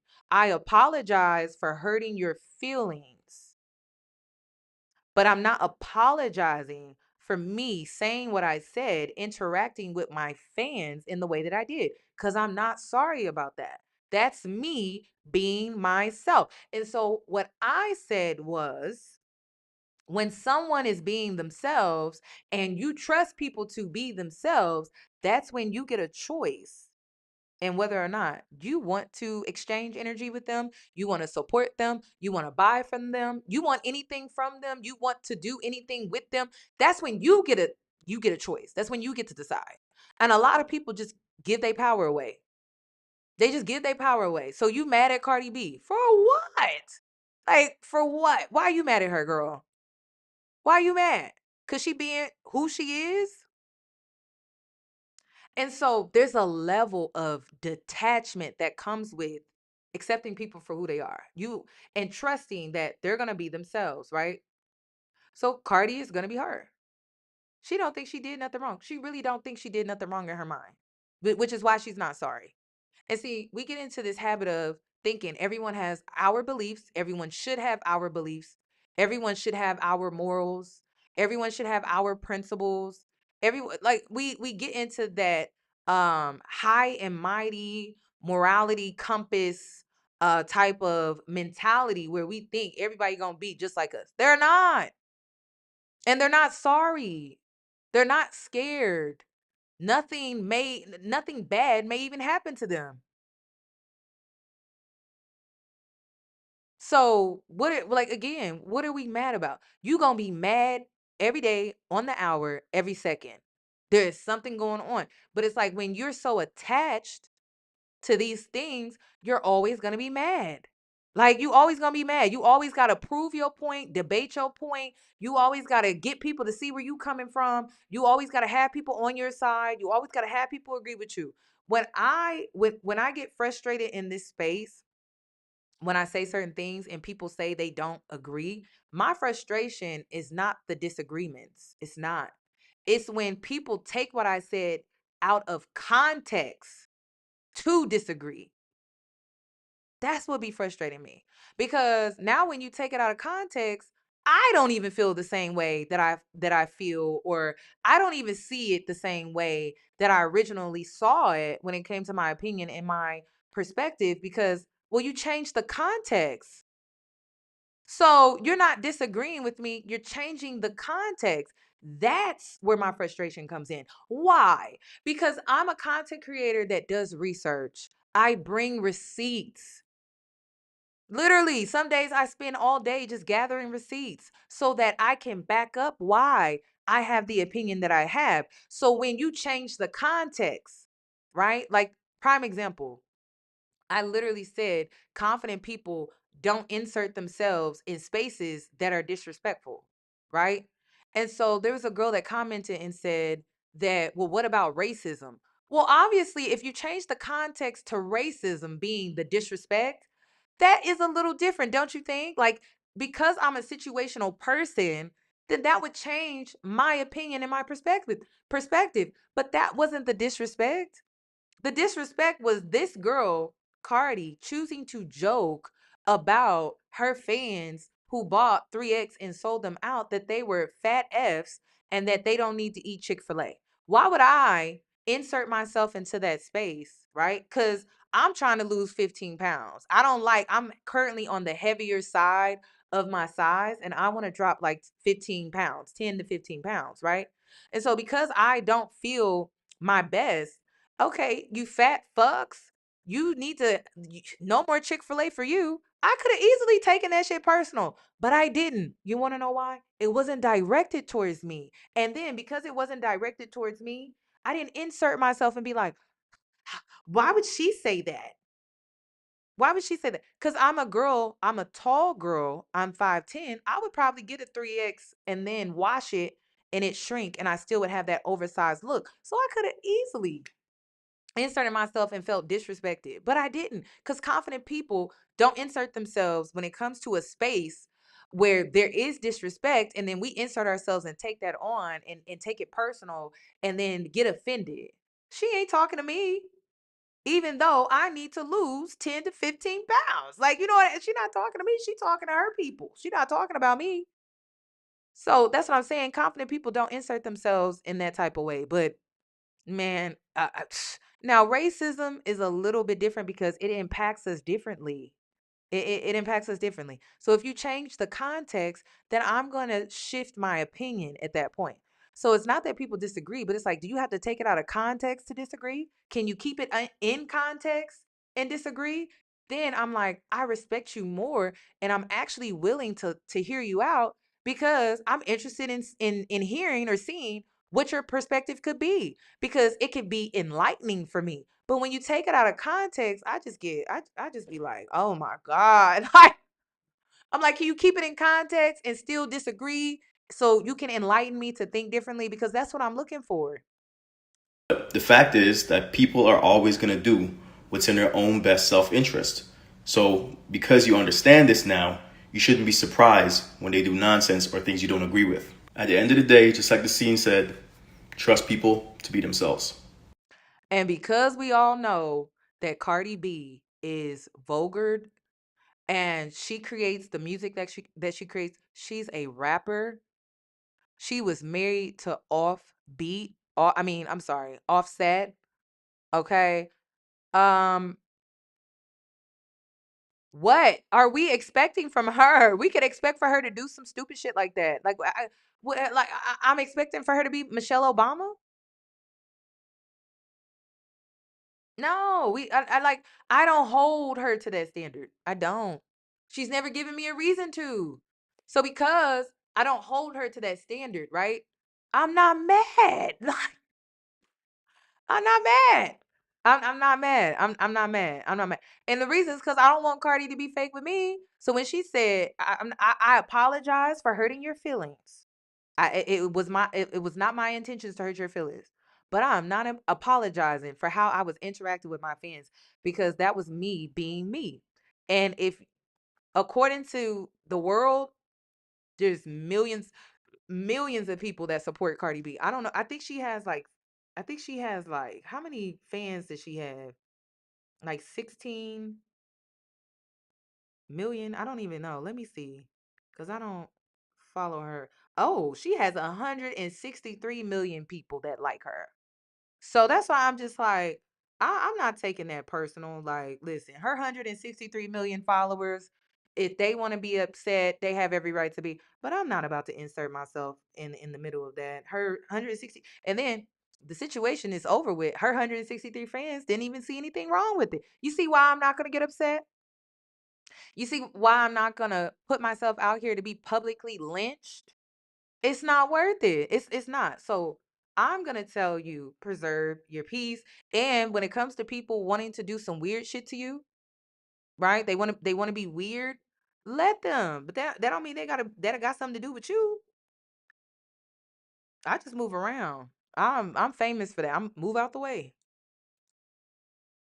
Okay, let's see. I really like that. Okay, did I have anything else? Hold on, let me see. Cause my friend, she just sent me a video. I don't know if she's tuning in. Oh, she sent me something funny. Okay. I'm gonna have to check it out. But that's really all I wanted to say. I just wanted to officially reintroduce myself. It's still Yanni. It's forever Yanni over here, but we are now embracing being in between two worlds. We're choosing our higher path, not because we fear going to hell. We choose our higher path because we're excited about being enlightened as we go through this life experience, okay? So we don't live through fear. We're not choosing a higher path because of fear or because performance or any of that bullshit.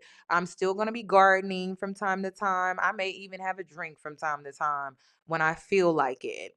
But we are choosing this path because we want to have an enlightened experience. That's it. That's it. That's it. That's it. So yes, you will see me carry the conscience of Christ conscious, which is a legacy that was taken and whitewashed, but it's still somewhat of a legacy, and if you don't take anything from Christianity, you could take on the Christ conscious, because why? It puts you in a high vibrational place. It does. All right. Jesus conscious puts you in a high vibrational place. And to be honest, there are some people out here that call themselves religious, but they're not in a high vibrational place. They're not in a Christ conscious. They're in a very judgmental space. They are in a very controlling space. They're in a very shameful space. They project a lot of negativity. And it's so crazy because when you read the Bible and the many different beautiful stories that were left for us to read on, you know, Jesus conscious, like if Jesus was to come back today, the legacy, right, that we know about, he would be out there with the homeless. So how do you be out there treating the homeless people when you be out there, when you be outside? Do you treat them with respect? Do you treat them as if they are a human being? Because that's what Jesus would be out here doing. Jesus wouldn't be looking at them like sideways. That's not how Jesus operates, right? Because that's the legacy that he left behind. It's a conscious. There's so many other spiritual leaders out here because again, Jesus wasn't even a Christian.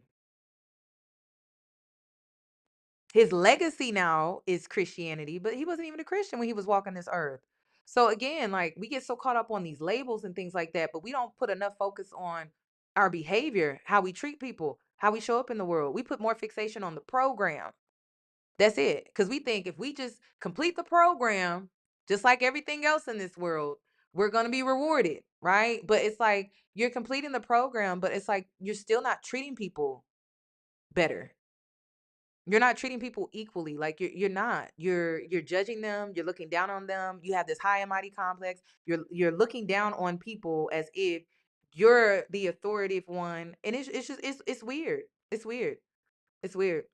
It's weird. It's weird. It's weird. So you will definitely see me carry and out the Christ conscious with integrity, and I will not look down on my audience. I will look at you because I see you and I hope you see me too. And that's really it. I'm excited for my community. It's a growing community. I decided to label us the light keepers, where we come together, we share perspectives, and then we go out into the world and we continue to spread our light like I'm doing right now. I'm spreading my light. So I'm connecting to those, and maybe this is a way that we can come and meet and recharge our light, because you know how sometimes family can dim our light, friends can dim our light, relationships can dim our light. Well, try, right? Try, or temporarily, our jobs can dim our light. Hell, sometimes we can go through things and be self-destructive where we're dimming our own light, but we come here and we gather and we recharge, and then we go back out into the 3D world, and we pay bills. You know what I mean? We pay bills and we deal with crazy people. That's what we do. That's what we do. So continue to spread your light. That's all I really wanted to talk about. Oh, let me talk about my tears, okay? So, my issue with the YouTube memberships, I decided to create a membership because there are going to be some changes. There are going to be some perspectives that I'm putting out here that are going to be out here, right? I mean, like out here, right? That are not factual. It's just a perspective, all right? But to protect my peace, I will be turning on memberships only. I will, for some topics. If the comments get crazy, I will be turning it to membership only. So I'm just gonna see like where like where this takes me. So let me explain to you. If you want just the YouTube membership, it's $4.99. That's YouTube only. You only have access to membership only benefits. All right. So if the chat is members only, um, if the comment section is members only, you will still be able to engage and interact. If I have a video like this, I don't know if I'm gonna keep this up or not. it will be available to people who are members of the channel. But you only get access to the comment section, the chat box, call-ins, okay, priority call-ins, and then you will also get access to any content that I don't leave up, okay? That has to do with things that I talked about on this channel that I decide to just not leave public, or conversations that I don't have publicly at all. That's what you're getting access to. Now, that one is $4.99. It's only YouTube. Now, if you decide to invest and spend $15 on Patreon, you get access to everything. Workshops, membership content, but also you get access to the chat box, priority call-ins, and you also get access to the comment section if I decide to go members only, or the chat box if I decide to go members only. You get access to everything. You get access to Discord. You get access to my other YouTube channel, because what a lot of people don't understand is I'm still uploading on my other YouTube channel. It's just not public. Okay, so you get access to literally everything. Anything I got going on, you will know about it. All right. Discord, that's my community where you can engage with like-minded women. I've always had a dream. Like, y'all, it's been a dream since I was a very young girl. You can even talk to my mother about this. Always had a dream of creating a community of women since a very young age. So now my dream is really coming full circle, and it's my Discord. Like, it's my community where I'm not just in there dictating, right? Like, it's everyone helping everyone. Even I get help when I need it. It's not just me. It's not just me. Like, it's everyone helping everyone. I love it. I love when I've taught some girls and then they put other girls on in the Discord. I love that. I love seeing that. I love it. So, that's what the Discord is. Discord is community, all right? Community out of the public. Because I was trying to create community on YouTube, and it was a fail. And the reason is because people weaponize vulnerability. And my Discord is really truly a safe space. I haven't had any issues, but I do protection work on my Discord. I do. I protect my space, but I also protect the people too when they're engaging and being vulnerable in that space. Yes, I do my rituals for y'all. Yes, I do, because I don't want any issues. I really want it to be a safe space where women are able to be vulnerable. I have a healing room. I have a venting family room. There are very personal things that are shared in there where girls are able to help out different family dynamics and situations that they are currently experiencing with siblings, mothers, fathers, grandmothers, where they're able to really like express and like get it out, because some of us don't have the funds for therapy. So if you just need somewhere to get it out, I have a family venting session. All right. I'm not always in there listening and tuning in because I can't handle all of that sometimes. But there are people that are currently in a certain space where they may be able to resonate with what you're going through, and they tend to chime in and kind of help with what you may be experiencing and advise from a place of a different perspective, being from the outside looking in, that kind of help you like maneuver those tough experiences or situations with family. So we have that as well. So it's a really good community. I have other rooms as well, like the Ferrucian room. I also have a juicing room. I have a fitness room. The girls are getting their fitness on in there. A lot of girls are losing weight, getting in shape. Some girls are gaining weight. Some are losing weight. Some are what else? They're just improving their fitness and things like that. So each room has something different to offer. I also have a 30-day challenge room where you can be accountable and hold yourself accountable and be productive, so that if you procrastinate or if you struggle with being punctual, being timely, if you struggle with being productive, maybe you feel like you just be wasting time and things like that. That's a room that kind of keeps you accountable to be proactive. So like you're not sitting on ideas, or you're not sitting on opportunities, or better yet, you're creating opportunities for yourself. So I have a 30-day challenge room as well on Discord. So if you spend the $15, you're getting all of that. Plus, I do readings as well for the collective. I'm doing all of that currently on Patreon for $15, plus the workshops that I do. Sometimes we do workshops, it's once a month, sometimes twice a month. The next one that I'm going to be focusing on probably until the rest of the year is the debt workshop. We getting rid of this debt. And the reason is because I be watching my guy. He is one of my favorites, y'all. He has improved my credit. Like, he has raised my credit score by 20 points. I can't even think of his name. Orlando. What is his, like, I'll be tuned in, y'all, for every video. Orlando Minor. Okay. I be tuned in to him because it's so funny. We use the same system too. I be tuned into him. So he is someone to me that like really holds you accountable through his content, where he call you out for being impulsive financially, making poor financial decisions. I love her. I love her. Simone too. Oh my God. I'm just now getting into Simone. I love her too. So if you need some financial accountability, I highly recommend him and Simone. They're gonna get you together. Okay. They're gonna call you out and hold you accountable. So he has, I think I've been watching him like since this year, since the beginning of this year, and he has helped me increase my credit score by 20 points. So highly recommend. So, for the remainder of this year, I will be heavily focusing on beauty, okay? Leveling up your beauty. Beauty, we talk about the different components. It's not just physical, all right? It's your spirit, it's your aura, it's your atmosphere, it's your essence, it's your uniqueness, it's your truth, it's your personality, it's your aesthetic, that has to do with the physical. And I feel like I'm missing one. Did I did I say atmosphere? Uniqueness?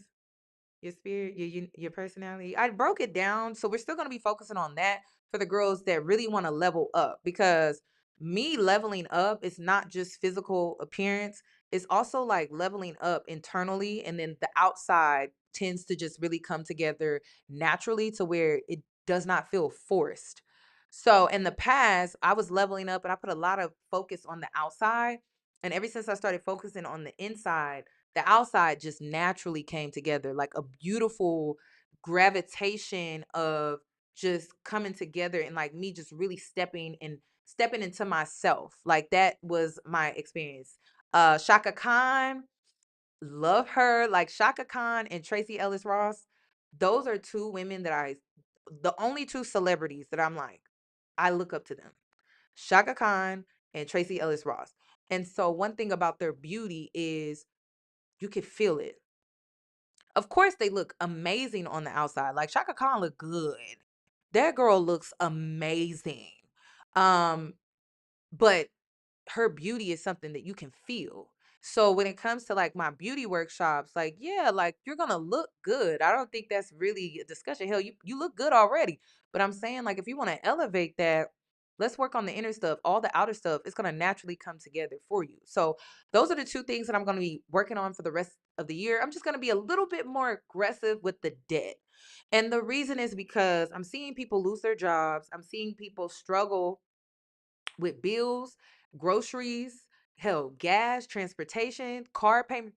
So I just feel really called to like really help you with this debt situation, like paying down your credit cards, paying off your student loans. I did have one girl that paid off her student loans, so that was huge. I didn't include that in here. I probably should have, but there's just, we're going to be focusing on debt because this is an economy where the rich thrive. If you're working class or below, like poor, this is not the economy that you thrive in. It's the economy that the wealthy and the rich thrive in, and we tend to suffer. So I'm going to be putting a lot of fixation and focus. Caleb too. I love Caleb. Hammer, by the way. But I'm going to be putting a lot of focus on that because, well, the rich, they flourish in this economy. They do. They do. People are in debt. People owe, so they tend to flourish. They're the ones that are collecting, right? They're the ones that are collecting, and we're the ones that are paying. So we tend to struggle. And I want to help my collective, my community with that. So I'm going to be putting a lot of fixation and focus on that. So another thing, too. So those are two options. You have the $15 option or the $4.99 option. Those two options are different. 15, you get access to everything. $4.99, you only get access to YouTube. Now, the if you have Patreon and you're already paying $15, you can become a member for I think like $1.99 or something like that. I wanted to make it like 99 cents, but Patreon or no, YouTube didn't allow me to go that low.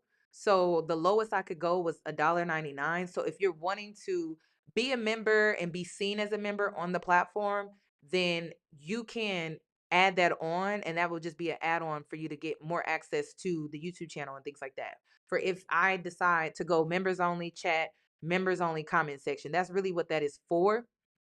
So you can add that on. And then if you do $7.99 on Patreon, you could do, I don't know, $7.99.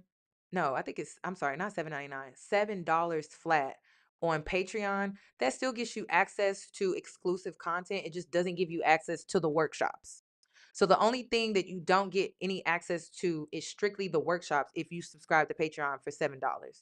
And you get access to Discord, you get access to the community, you still get access to any other content like members ship content that I may put on here. You'll still get access to that on Patreon. You'll get access to any other exclusive stuff that I do behind the scenes. You'll get access to that with the $7 one. You just don't get access to the workshops. That's really the only difference. But if you subscribe to Patreon, you get access to the community, you get access to Discord. Also, if you are a Patreon member only, and this is only if you're a Patreon member only, then you get access to mentorship. I do not offer mentorships outside of my community. I don't. It's only in the community. I do not I don't offer it outside of the community. So, if you are open to that, if you're wanting to get mentored by me, I want you to be a part of the community because I want to see your growth. Like part of the reason I changed things with my mentorship was because I felt like I was talking to people and yeah, like people were paying me, but it just felt so transactional and I didn't really like that. I felt like I would meet girls and then sometimes I wouldn't see them again or I would meet them and I wouldn't be able to like stay connected to them. So now it's more so if you're a part of the community, you will get access. It doesn't matter if it's $7, $15, you will get access to mentorship. Okay. So if you're into that, definitely join for that. You'll get access. You'll get a link. The link is not public anymore. It's only in Discord, or I'm sorry, it's only in Discord and it's only in the Patreon section of my Patreon. I don't offer it publicly anymore. And that's just the way I'm preserving and protecting my peace as well. So I'm not like feeling like I'm giving and not seeing any results because I love seeing y'all in the Ferruccian room. Like I've been working with you. I want to see the great things that are happening to you because of that. So it's just nice how I got my setup right now. I'm really loving my setup. So that's pretty much it. If you are $15, you get access to everything. Okay. Hell, I may even put out a podcast episode that I just want to test out and you'll get access to that first. You'll get access to whatever I got going on. Personal, uh access to everything, basically everything that has to do with me. Okay. So that's pretty much all that I have regarding this. I only have one Instagram now. I accidentally reactivated my Real Talk with Yanni Instagram because I was trying to log in to my new Instagram and I put in my phone number and it automatically reactivated my main page. So then I tried to deactivate it again and it said I had to wait 7 days. That account is dead to me. It's gone. It's we washing our hands with that. That algorithm, that portal is that shade room, spiritual work. We washing our hands with that. I'm not keeping up with that stuff anymore. Like I'm not keeping up with it. Uh which means I'm going to create a new email where you can send me content ideas. I don't want to be connected to the energy. I want to observe from the outside, which was why I wanted to remove myself from that algorithm. The algorithm is low vibrational, it's very negative, and I just don't want to be connected to that energy on a daily basis, which is why that Instagram is dead to me. Like it's gone. So I have to wait my 7 days to deactivate it again, but it will go away soon. Okay. So you could follow me at the Yanni's World, okay, which is more personable. Yes, here we're living between two worlds, but Yanni's World is where you get a little peek into my life. I'm never gonna share everything because I don't like to overexpose myself on the internet. I've learned from my mistakes in the past. So I mean, I'm gonna share a little bit here and there, but I'm never gonna share too much. I'm sorry, I'm never sharing my relationship on social media. I'm never sharing my relationship on social media ever. All right. It's just not something that I love how Aaliyah J, which I'm actually learning from her, where she's in a relationship. You don't see that, man. I love that. So that's how I'm taking on my approach. So relationships is just not going to be shown on there. Family, if the man actually becomes family to me through marriage, then okay, that changes things a little bit. But my relationship, we just boyfriend girlfriend? Hell no. Absolutely not. You won't see it. You're not going to see it. So that's just where I stand. I don't want my brand to be about my man. That kind of rhymes. I like how that sounds.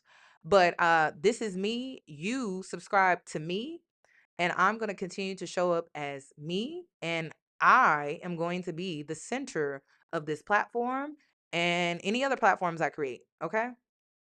So that's just my approach. Like I'm not sharing my man online. I'm not doing that. Trying to think what else. That's really it.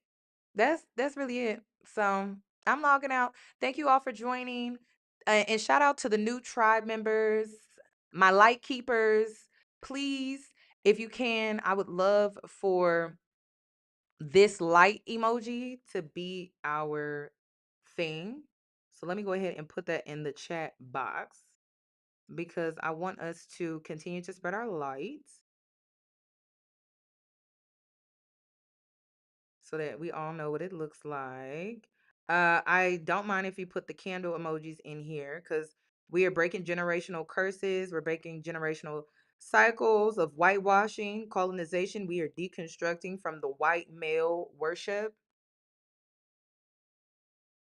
All right. So you can put the candles in there. Those are the two emojis. Thank you to everyone that's adding them. I appreciate it. Okay, so whenever I'm like light up the chat box, that is what I mean. I would love for us to start off these discussions with us lighting up the chat box. I would love that. Um, that's really it. Thank you so much for joining me. Thank you for supporting me. Thank you for supporting me through the many different phases I have been in. We are still evolving, changing, growing. We are becoming better. And I'm excited to be a part of your journey just as much as I'm excited that we get to have this experience with each other. So join me in Discord. Okay, so we can always stay connected energetically. That is what that is about. And I'm always just a video away. So thank you so much for watching. Thank you for joining. Please give the video a thumbs up. And I will make sure to get my new email created so that you can send me content. Okay. So thank you so much for joining. And I hope to see you in my next one. Y'all enjoy the rest of y'all's day.